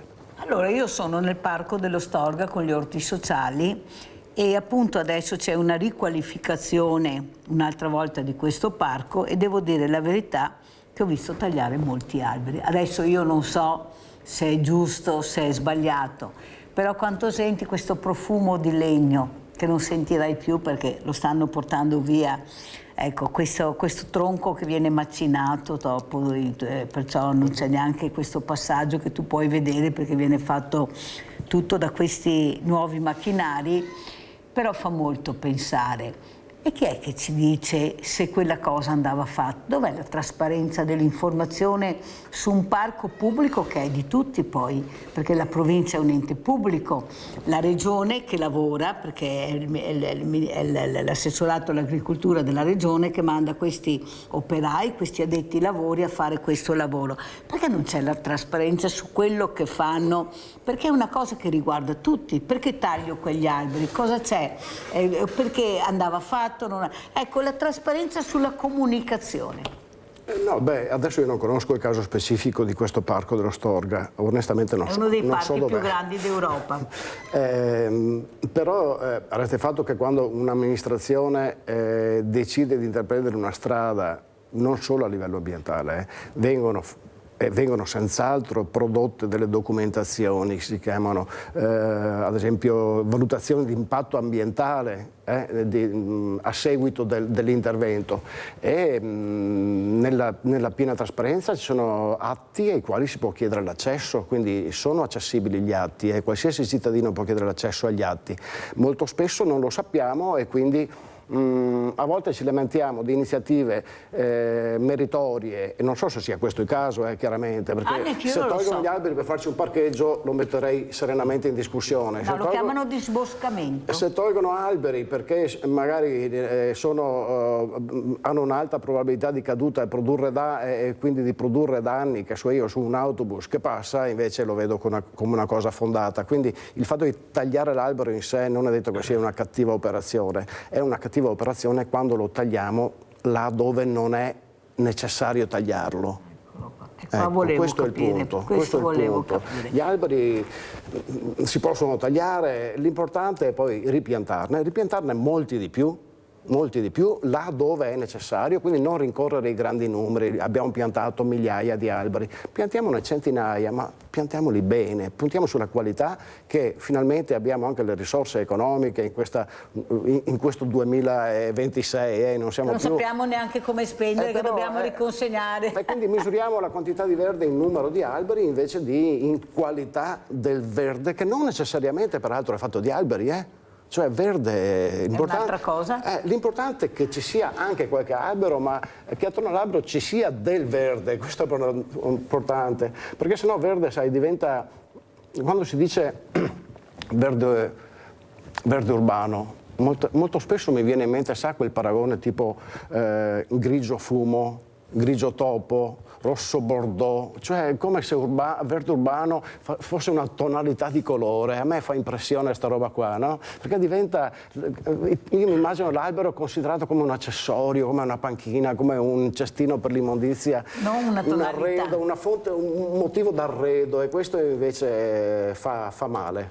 Allora ci informeremo con la Regione se ci vengono a spiegare, visto che sono interventi delle province ma regionali, perché è giusto anche capire come funziona, perché ce lo dicono veramente molto poco e noi magari sono anche curiosi, basta sentire anche le telefonate. Perciò, allora sentiamo Drago, ecco, vedo che ha dei numeri, c'è qualche numero che vuole dare questa mattina, visto che vedo che ha dei numeri su questi progetti importanti, prego. Allora, Padova, internet è utile. Una signora che viveva a Gaza con un figlio ustionato per il 40% del corpo ha chiesto tramite internet l'aiuto a una persona fisica, non era l'associazione. Oggi è la presidente dell'associazione Padova Abbraccia i Bambini, che è Rebecca Fedetto, avvocato. Ha chiesto aiutami perché mio figlio muore. E così questa persona fece arrivare questa famigliola, mamma e 3 figli, a Padova, ma di sua spontanea volontà. Poi si è creata questa associazione. In questo momento ci sono 20 in un modo e altri 3 minori che vanno di 20 mesi di Kmar, una bambina, sorella di un bambino leucemico che ha avuto il trapianto dal fratello e per fortuna sta bene, e fino ai 19 anni di 2 gemelli. Oggi è il compleanno di Zaki e di Rama. E allora noi facciamo gli auguri. Esatto. Questa famiglia io l'ho conosciuta il 13 di agosto perché è arrivato un C-130 dell'aeronautica militare, tramite un corridoio umanitario sono arrivati a Linate e siamo andati a prenderli. Che cosa succede? Arrivano perché bisognosi di aiuto, di cure. Sorella di Zaki e di Rama è Sila, 9 anni, 2 gambe amputate.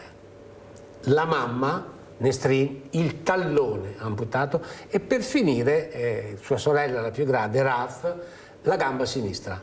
Ha appena fatto l'esame di maturità, ho assistito all'esame, ha preso 82, è arrivata in Italia il 13 di agosto, ma l'ha fatto in italiano l'esame. Avete capito? Queste sono le cose. Ora, all'inizio fase emergenziale, riuscire a trovare loro una casa da mangiare, da dormire, tutti frequentano la scuola, tutti sono stati inseriti. Qual è la cosa più difficile? Far tornare sulla loro bocca il sorriso. Abbiamo ricongiungimenti familiari che facciamo fatica perché queste persone sono qui ma il marito e un'altra figlia sono dall'altra parte. Oggi c'è Amal, una zia di Dima, un'altra bambina, è stata 8 ore sotto le macerie, 8 ore, e ha perso mamma incinta con fratellino e sorellina e sono lì e non chiedono nulla, ringraziano. Ci si inciampa, guardiamoli in faccia, hanno bisogno. Di cosa abbiamo bisogno? Di tutto. Un sorriso da dare loro, un aiuto di 1 centesimo, un aiuto di 1 milione di euro. Sila ha 9 anni, crescerà, abbiamo bisogno di circa 500.000 euro di protesi, perché sta crescendo. Andremo a Torino venerdì, in una ditta che fa queste protesi e ci consegneranno anche la protesi definitiva di Raf. È come un televisore LCD, 10 anni, estensione di garanzia, 36.000 euro, dopo lo cambi. Abbiamo Adriano da Campalto, vai Adriano. Sì, buongiorno a lei e ai suoi ospiti. Allora, volevo dire, no, se volevo parlare con il professore del discorso del legno, no? Allora, dico una cosa, no? Ultimamente la maggior parte di legno viene recuperato, va bene? In che senso?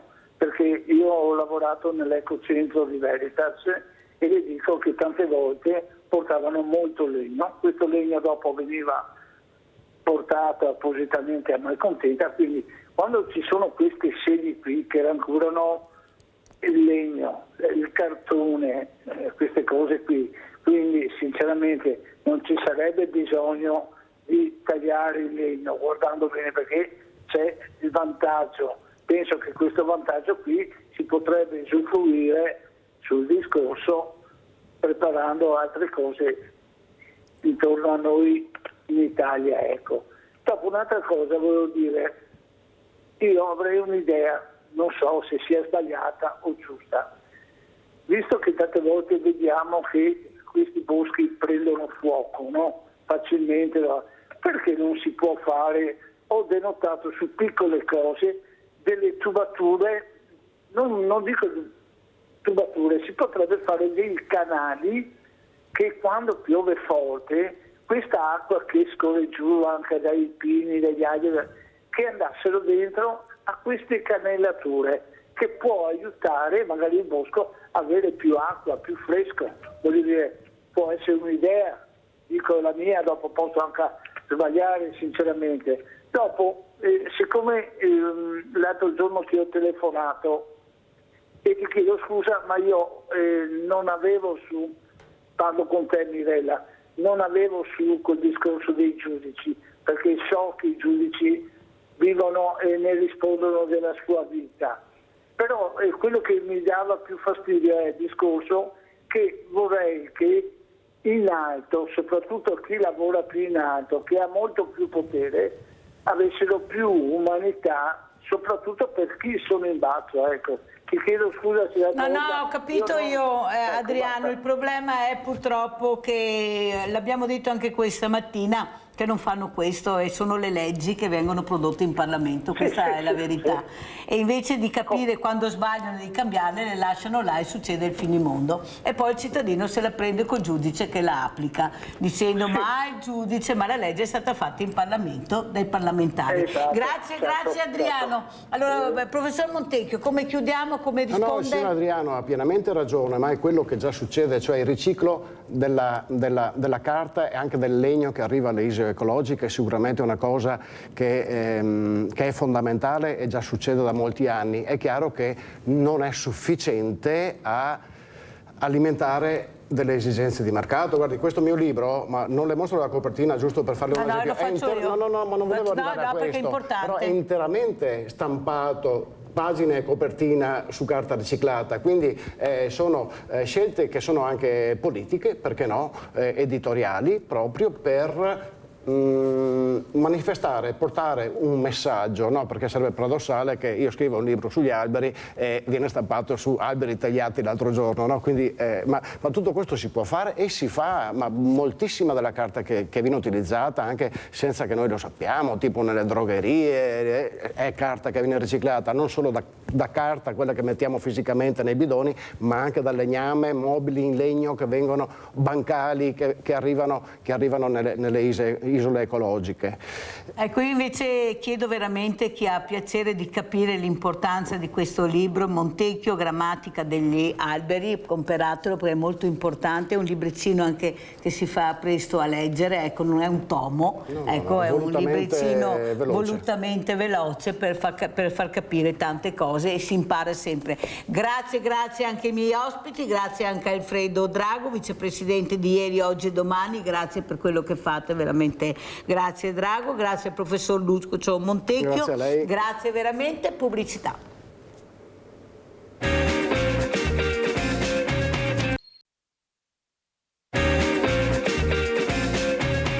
Papà, adesso posso vedere un po' di cartoni? È un po' tardi, domani si va a scuola. Uffa, ma avevi detto che potevo, mamma! Tesoro, il papà ha ragione. Dai, vai a nanna che dopo vengo e leggiamo una storia. Preparati che poi arrivo a darti la buonanotte. Però venite, Non lasciatemi sola. Hai mai pensato di adottare un bambino? Io ringrazio Alice Paolin, veramente responsabile regionale di questi Amici dei Bambini, bellissima questa bambina che fa il papà, la mamma, non lasciatemi sola, ma non è Alice che li abbiamo lasciati veramente troppo soli questi bambini, che molti hanno anche la fortuna di capire che ci sono degli obiettivi molto importanti, altri se non hanno questi genitori, queste famiglie, questo supporto dell'adulto non ce la fanno da soli, anche perché hanno i nemici proprio dietro l'angolo e tanti nemici. Prego Alice. Sì, noi ci occupiamo di accoglienza in famiglia, quindi lavoriamo con le famiglie che vogliono accogliere dei bambini, tra cui l'adozione, l'affido familiare, i minori stranieri non accompagnati che arrivano nel nostro territorio e ci sono tanti minori nel mondo e in Italia che restano senza una famiglia, questo bisogna sempre ricordarlo, però ecco, quando lavoriamo con le coppie che si avvicinano e da poco, da un anno anche con i single che possono adottare in adozione internazionale, davvero raccontiamo, accompagniamo questi futuri genitori nel loro ruolo di guida, di aiuto costante nei confronti dei bambini, di educatori che però vivono in questo mondo e ci sono una serie di problemi non indifferenti, per cui i bambini entrano nel nostro paese e sono circondati da modelli sia positivi che negativi, hanno bisogno di essere supportati, guidati, conoscere delle regole, saperle rispettare, vedere i limiti anche, no? Dove si può fare la propria vita, fare i propri errori anche, però avere un confine tra la legalità e ciò che non si deve, non si può fare. Però c'è un però, Alice e Paolin. Perché l'adozione è così difficile? Perché costa così tanto? Perché qua in Italia è tutto difficile, fare qualcosa diventa così complicato? Burocrazia, soldi. Ma stiamo parlando di persone che vorrebbero aiutare, vorrebbero dare anche serenità a questi bambini. Io capisco che è importante la sicurezza e chi sei per adottare, ma poi non farmi tutta questa trafila enorme per avere un bambino o una bambina con me. Bisogna mettersi dalla parte dei bambini, però. Sono bambini quelli che sono abbandonati e che arrivano in adozione nazionale o internazionale, che hanno alle spalle storie difficili. Hanno avuto dei genitori biologici inadeguati, violenti, trascuranti, negligenti, abbiamo storie proprio di soprusi nei confronti dei bambini, quindi questi bambini devono essere non soltanto accolti da persone di buon cuore, ma anche accolti da una mamma e un papà, o insomma un genitore, che sia in grado di accogliere un bambino che ha uno zaino contenente pesantissimo. Sì, molte violenze, maltrattamenti. Quindi da un lato bisogna ricordarsi sempre che questi bambini hanno bisogno non solo di persone buone, non è un atto di generosità l'adozione, è proprio la voglia di mettersi a disposizione di un bambino che ha dei bisogni concreti e superiori, bisogni che vanno al di là di altri bambini biologici. L'organizzazione italiana dei servizi sociali, di chi si occupa di accompagnare le coppie e le persone singole che vogliono adottare, si è dotata di tutta una serie di norme e di procedure.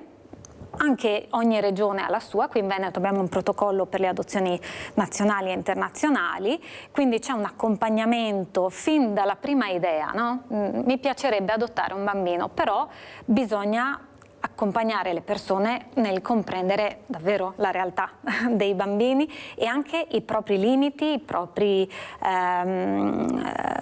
problemi, perché ci sono famiglie che si avvicinano all'adozione anche dopo un percorso di tentativi, di volontà di diventare genitori biologici senza successo, o anche delle pratiche di procreazione medicalmente assistita che non sono andate a buon fine, e quindi sono persone che hanno anche questa volontà di diventare genitori in una certa maniera e tentano un'altra strada. Ecco, questo tentare un'altra strada, che è quella dell'adozione, però deve essere consapevole, devono essere persone non che fanno una scelta così spinta dal buon cuore.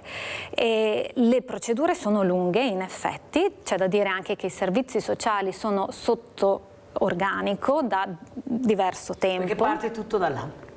Beh sì, nel senso che c'è bisogno di assistenti sociali e psicologi all'interno delle equip adozioni, del sistema qui in Veneto, ma in generale possiamo raccontarlo per tutta Italia. Ci sono pochi professionisti, anche i tribunali per i minorenni perché anche qui in Veneto abbiamo un po' di carenze, e poi quindi il tempo per arrivare all'idoneità, quindi c'è uno studio che viene fatto, non è una selezione, però è un accompagnamento, bisogna rendere consapevoli le coppie e far fino a che età crescere. si può adottare? Io corro perché purtroppo il tempo è tiranno. non c'è un'età oppure... No, c'è solamente una proporzione tra l'età del minore e l'età della questa della proporzione persona. com'è? 45 anni di differenza tra l'età del bambino e il coniuge più giovane dei due o il solo coniuge. 45 anni, ecco, fin là puoi adottare, dopodiché... Se si avvicina a un cinquantenne potrà adottare solo bambini dai 5 anni in su. Avete capito come funziona? Perché è importante anche capire queste cose. Però un'altra cosa è la burocrazia, questa burocrazia che veramente è un po' troppo pesante, diciamo la verità, Alice. Sì, e mi ricordo ancora la sua domanda sui costi, che resta lì, nel senso che la burocrazia per quanto riguarda l'est, in Italia l'adozione è gratuita e quindi le coppie e le persone che vogliono adottare entrano, insomma, vengono conosciuti dal Tribunale per i minorenni e sarà il giudice che nel momento in cui ha un minore che deve essere adottato penserà ad una coppia o all'altra, secondo insomma, dei requisiti. Come funziona questo? Ecco, questo minore, chi decide quale sarà il minore che tu adotterai? Solitamente è il giudice minorile, il giudice del Tribunale per i minorenni, che in base alle coppie conosciute, loro ovviamente hanno tutto l'incartamento, tutta la documentazione, quindi vanno a studiare le varie famiglie e scelgono per questo bambino sulla base di analisi che sono state fatte dalla tutela minori, quindi da chi si occupa del bambino, quali sono i suoi bisogni reali, quali sono i genitori di cui avrebbe bisogno, se sarebbe opportuno ci fosse una famiglia allargata, numerosa, fratelli, senza fratelli, coppia giovane, coppia più âgée, animali in casa, possibilità economiche di un certo tipo, perché magari c'è bisogno anche di terapie, di cure di qualche tipo, per cui insomma il ruolo del giudice è conoscere le coppie, perché il giudice prima... le caratteristiche di ognuno per fare il bene del bambino. Esatto, questo è, per fare l'abbinamento migliore. Ada da Mestre, vai Ada. Mirella, scusami, le volevo chiedere alla tua, che ragioni lì, non mi sovviene il nome, come fanno ad adottare un bambino che già hanno una famiglia? Mio amico, medico, 3 medici a Padova, no, 3 medici a Padova, giusto? Del cuore sono andati all'estero a prendere questi bambini neretti che veramente hanno bisogno e non hanno famiglia, no, che prendono i bambini dalle famiglie. Perché volevo chiedere, una volta si usava a 18 anni dire al bambino che era adottato. Ancora oggi lo dicono. Allora, se posso... Basta così? Scusa. Sì, Ada non c'è più. Allora, prego, risposta. Sì. Allora, in realtà parto dalla fine. Dire ad un bambino che è stato adottato non si parte dai 18 anni, ma si parte appena è possibile, cioè appena il bambino ha la possibilità di avere quella consapevolezza di conoscere la sua storia, di sapere le sue origini. Ci sono bambini che vengono adottati da neonati o da molto piccoli e vengono allevati da queste famiglie e appena possibile devono essere consapevoli della loro storia. Non bisogna dire bugie ai bambini o indorare la pillola, loro hanno il diritto alla conoscenza delle proprie origini, quindi da subito bisognerebbe, da appena il bambino ha la possibilità di comprendere, con favole, con storielle, che poi pian piano metodo invece... più adatto in base all'età. Esatto, poi invece quando sarà più grande comprenderà. Per quanto riguarda la situazione di famiglie a cui viene tolto il bambino, in realtà ci sono situazioni in cui le autorità giudiziarie, le forze dell'ordine in primis, il sistema di tutela, deve intervenire quando il bambino è in pericolo.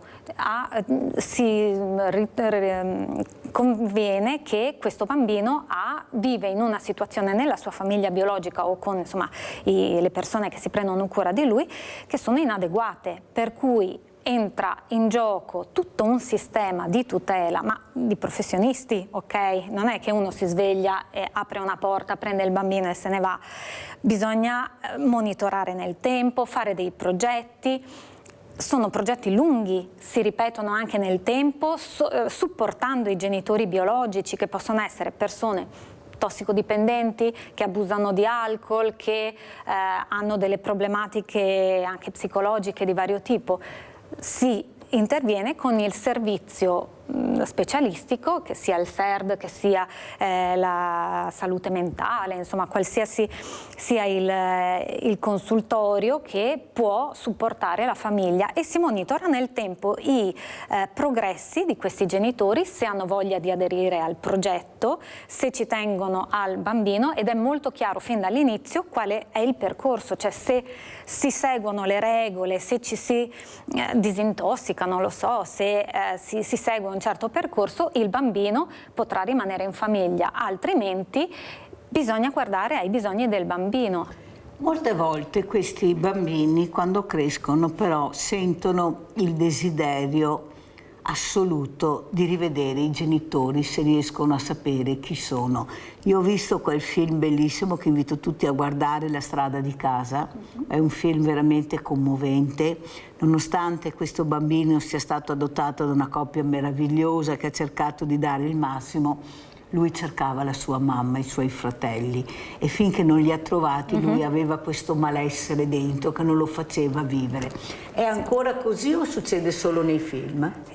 Dipende dalle situazioni. Noi abbiamo ragazzi che vengono accolti, teniamo presente che nelle adozioni, soprattutto internazionali, i minori che vengono adottati hanno già 6 anni e mezzo, 7. Okay? Quindi sono bambini che sanno qualche cosa del loro passato, hanno ricordi e vivono l'adozione come una seconda possibilità per la loro vita. Alcuni vengono sapendo quali sono le loro origini, avendo il ricordo anche delle botte, dei problemi, delle sevizie. Per cui ad un certo punto, semmai vogliono ritornare nel loro paese per chiudere una porta. Ci sono altri che invece hanno dentro un bisogno di sapere, di conoscere, magari non gli è stata detta tutta la verità e quindi hanno un po' romanzato il loro passato.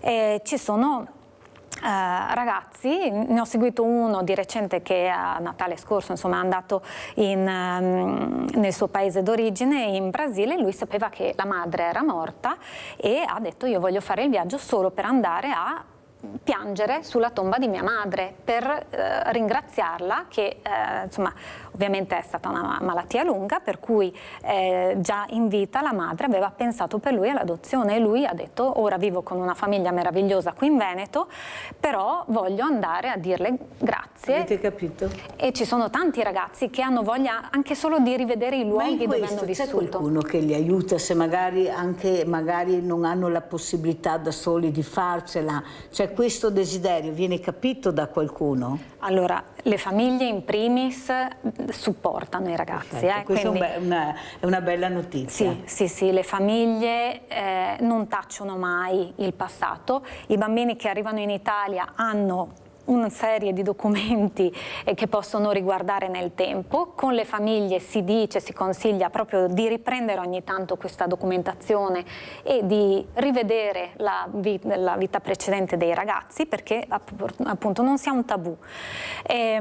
Noi come ente autorizzato aiutiamo le famiglie in questo percorso. Abbiamo psicologi e psicoterapeuti che proprio prevedono dei percorsi per aiutare questi ragazzi, ovviamente quando vogliono intraprendere il viaggio, o anche solo se vogliono ritrovare la loro radice. E comunque c'è anche una legge italiana che prevede, anche per i ragazzi che non hanno la possibilità di partire da soli, di avere informazioni specifiche, di richiedere al Tribunale per i minorenni, quindi qui a Venezia, di tutta la possibilità di intraprendere il viaggio. Bisogna avere però 25 anni. Allora andiamo a vedere vedere questo spot Abbandono Cassonetto.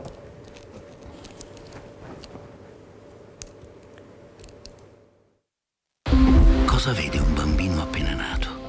Il mondo si apre ai suoi occhi come un disegno scomposto di luci e di figure, un caleidoscopio di forme e di colori, ma è solo dopo qualche giorno che riesce a vedere la sua mamma.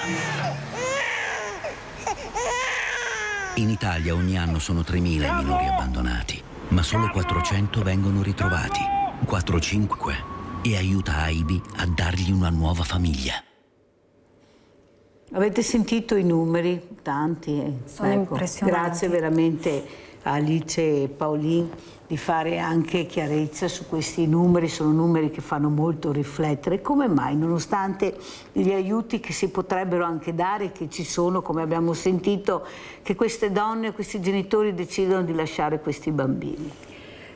Io credo che ci sia uno stigma molto forte nei confronti delle donne di non dover abbandonare il bambino. In realtà ci sono molte donne che si ritrovano incinte, e parlo solo delle donne perché ovviamente il frutto è loro. Esiste una legge, e noi davvero spingiamo tantissimo perché sia conosciuta al massimo delle sue potenzialità, che è il parto in anonimato, cioè la donna che non si sente di voler affrontare tutto ciò che comporta la maternità, si trova da sola, è giovane, è stato un errore, qualsiasi cosa, ecco, senza entrare nel giudizio, ma può recarsi in ospedale e dire: io voglio partorire in anonimato, per cui il bambino che nascerà verrà subito preso. Ma c'è tutta questa informazione a queste donne, là è il problema. No, purtroppo sentiamo ancora di storie di bambini abbandonati, ammazzati, sepolti, lasciati anche alle intemperie. C'è bisogno, esistono anche le culle, come si chiamano? Le culle dell'abbandono, cioè, ci sono luoghi, conventi, ne abbiamo una anche nella sede nazionale di Amici dei Bambini, c'è un monitoraggio 24 ore su 24 di questo luogo in cui le donne possono abbandonare il bambino, e che non è un abbandono, è proprio un donare questo bambino alla vita. Okay. È un luogo sicuro, caldo, è collegato con una centrale dove subito si andrà a prendere il bimbo per dargli i primi soccorsi. Però ecco, esiste la legge sul parto in anonimato, ed è bene che le persone lo sappiano, uomini e donne, soprattutto le ragazze, le donne che si ritrovano da sole, che è un loro diritto, e questo permetterà a loro di essere seguite in tutto il percorso di gravidanza, di parto e il post-parto. Ma come arrivare allora a queste donne? Perché loro risiedono in qualche posto, si incontrano in qualche posto, che la maggioranza è straniera che fa questo, o è anche italiana? No. Noi per esempio abbiamo deciso di portare queste informazioni nelle scuole, quindi ai ragazzi delle superiori ovviamente. Con i professori si parla del parto in anonimato, delle culle termiche, delle possibilità di accogliere dei bambini o di Ma questo viene fatto su tutte le scuole, oppure io devo essere fortunato, fortunata a frequentare quella scuola e a capire le possibilità che ha anche magari la mia mamma, la mia sorella? Qui entriamo in tutto quel discorso che forse esce dalla nostra possibilità di azione, di un'educazione ai ragazzi anche alla sessualità, che non viene fatta, che tra l'altro ogni tanto viene azzoppata da qualche recente proposta, per cui serve il consenso del genitore, che va benissimo, però ci deve essere anche la conoscenza che i ragazzi hanno una vita sessuale, non nascondiamoci dietro a dita fasulle, e quali possono essere tutte le possibilità al di là delle malattie, eccetera. Allora è meglio che andiamo al Luna Park, andiamo a vedere questo video Luna Park.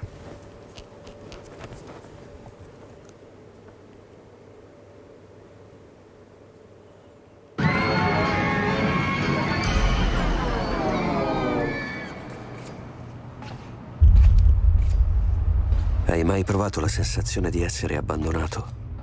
Te la ricordi? Adesso immagina di provarla per tutta la vita e che nessuno ti stia cercando. È quello che provano 168 milioni di bambini abbandonati. Non lasciamoli soli. Vai su AIB.it. Fai un sostegno a distanza.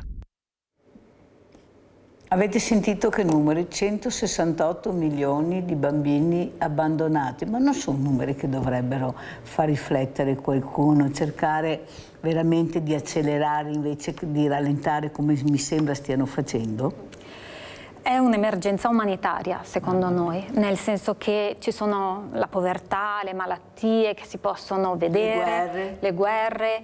L'abbandono è subdolo perché lo vive solo chi lo sta subendo, e con questo video abbiamo voluto creare un po' di empatia, no? Perché chiunque di noi può essersi perso. Io al supermercato quando ero piccola, al Luna Park, per le strade nel caos, e la sensazione di sentirsi abbandonati anche per pochissimo è pazzesca. E questi sono bambini che vivono tutta la loro vita nella solitudine, senza un papà, una mamma, dei fratelli, dei parenti che vogliano prendersi cura di loro. Sono numeri esorbitanti, solo pochi di questi bambini possono davvero essere adottati, proprio per quello che dicevamo anche prima, nel senso che ci sono famiglie che vengono monitorate, supportate, aiutate, ci sono progetti, ma alla fine non si riesce a restituire il bambino nella maniera giusta, nel modo giusto. Vediamo assolutamente questo video perché è troppo importante. Cooperazione, progetto Moldova. Andiamo a vedere. Siamo qui in Moldavia da più di 20 anni, adesso ci troviamo qui al centro profughi di Chisinau, la gente sta arrivando ancora. Nel frattempo abbiamo allestito un piccolo spazio giochi per i bambini in modo da rendere più allegra la loro permanenza qui. Grazie al vostro sostegno riusciremo di più. Allora Alice, ecco, ormai siamo in chiusura, come vuoi commentare questo video che abbiamo visto? Quale messaggio vuoi dire? Allora, questo è un video che risale al periodo in cui abbiamo iniziato le attività in Moldova, ai confini della Moldova con l'Ucraina, allo scoppio della guerra, proprio per aiutare tutti i profughi ucraini che si rintanavano, insomma, in sicurezza oltre il loro paese. E noi siamo nei paesi in cui ci sono delle difficoltà, ci sono miei colleghi in vari paesi del mondo che supportano l'infanzia abbandonata in vario modo. Abbiamo bisogno di supporto, abbiamo bisogno di aiuto, perché i bambini abbandonati ci sono, hanno bisogno di essere supportati. Dicevo, non tutti possono essere adottati, hanno la fortuna di avere una famiglia, però esiste anche il sostegno a distanza. Il sostegno a distanza è donare una piccola cifra mensile per supportare le nostre attività. Viene data a voi, alla vostra associazione, esatto, e poi voi fate appunto con i nostri giusta... professionisti all'estero che conoscono la realtà e supportano nella quotidianità. Tu conosci questo bambino che adotti? Come funziona? Certo, sì, c'è un rapporto costante. Spieghiamo bene, che chissà che magari non muoviamo anche noi qualcosa. Perché a volte si è un po' titubanti, esatto. No? Si dice chissà se i miei soldi arrivano.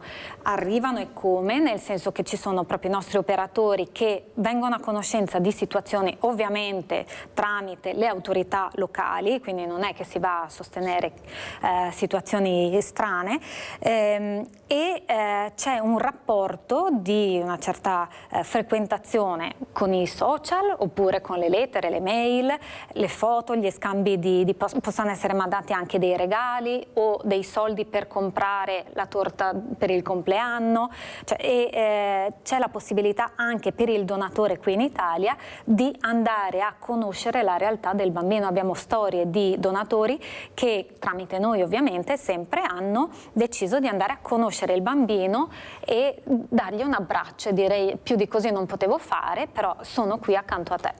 Allora, Alice, io ringrazio veramente per questa possibilità che anche questa mattina abbiamo avuto la fortuna di conoscere. Quante cose non si sa, la paura, invece quando hai la certezza che i soldi vanno a buon fine non devi aver paura, ma devi essere orgoglioso di quello che hai fatto. E ringrazio veramente Alice Paolin, responsabile regionale Amici dei Bambini. Grazie veramente, grazie di essere stata con noi. Adesso andiamo a vedere appunto il vostro assegno a chi è andato.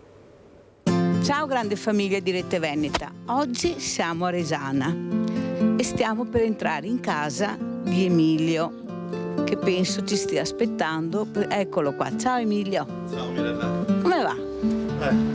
Ciao. Che la salute non va delle migliori. Non va tanto bene. No, anzi, sta peggiorando. Adesso ho dovuto fare anche gli occhiali perché con il discorso dell'anemia e tutto quanto sto perdendo anche la vista. Allora, tu sei venuto a Rete Veneta e hai chiesto aiuto specialmente per curarti perché non ce la fai. No. Non lavori, sei da solo, hai una compagna ma anche lei che non lavora. È difficile andare avanti perché il problema è che io prendo una pensione di invalidità, 289 euro, ne spendo 200 per i farmaci che non sono passati dall'USL perché una è una malattia grave, gli altri purtroppo sono farmaci che bisogna pagare. Stiamo entrando in casa di Emilio. Permesso. Allora, raccontiamo un po' brevemente la tua drammatica situazione. I tuoi genitori sono morti, tu ti sei ammalato, cosa hai avuto? Niente, 5 anni fa ho fatto un ictus a tutta la parte sinistra e poi hanno scoperto che hanno trovato un glioma al cervello che non è operabile, che è un tumore comunque alla fine. E adesso si è aggiunta anche la siringomielia, che è una malattia rara che divide il midollo in 2 canali, non più in uno unico, e questa nel Veneto non è riconosciuta. Io per cure o dottori e tutto quanto devo andare su a Brescia e anche i farmaci non sono passati, devo pagarmeli e ogni scatola sono 29 euro e ce ne vogliono 4 alla settimana. Come mai ti sei rivolto a Rete Veneta? Perché ho visto la trasmissione, ho visto che voi fate tanto per il popolo veneto, per tutti quanti, e ho detto provo a vedere cosa mi dicono, Sei occhi Emilio? Chiusi. Sì, perché quasi un casino. Pim pum pam, ciapa qua la segno in mano, vai. Eccolo qua, dai, siete curi una santa. Grazie di tutto cuore a voi di Rete Veneta, specialmente anche a te Mirella e tutti quelli che ti danno una mano per andare avanti, e pagherò le bollette e dopo mi prenderò anche la scorta dei farmaci. Allora io ringrazio tanto la grande famiglia di Rete Veneta, ma se non ci foste voi cosa dovrei fare? Io dovrei inventare voi, ma veramente grazie di cuore, questa persona ha bisogno di essere curata, ne ha il diritto, la malattia è molto grave e perciò noi siamo qua. Grazie e alla prossima, ciao!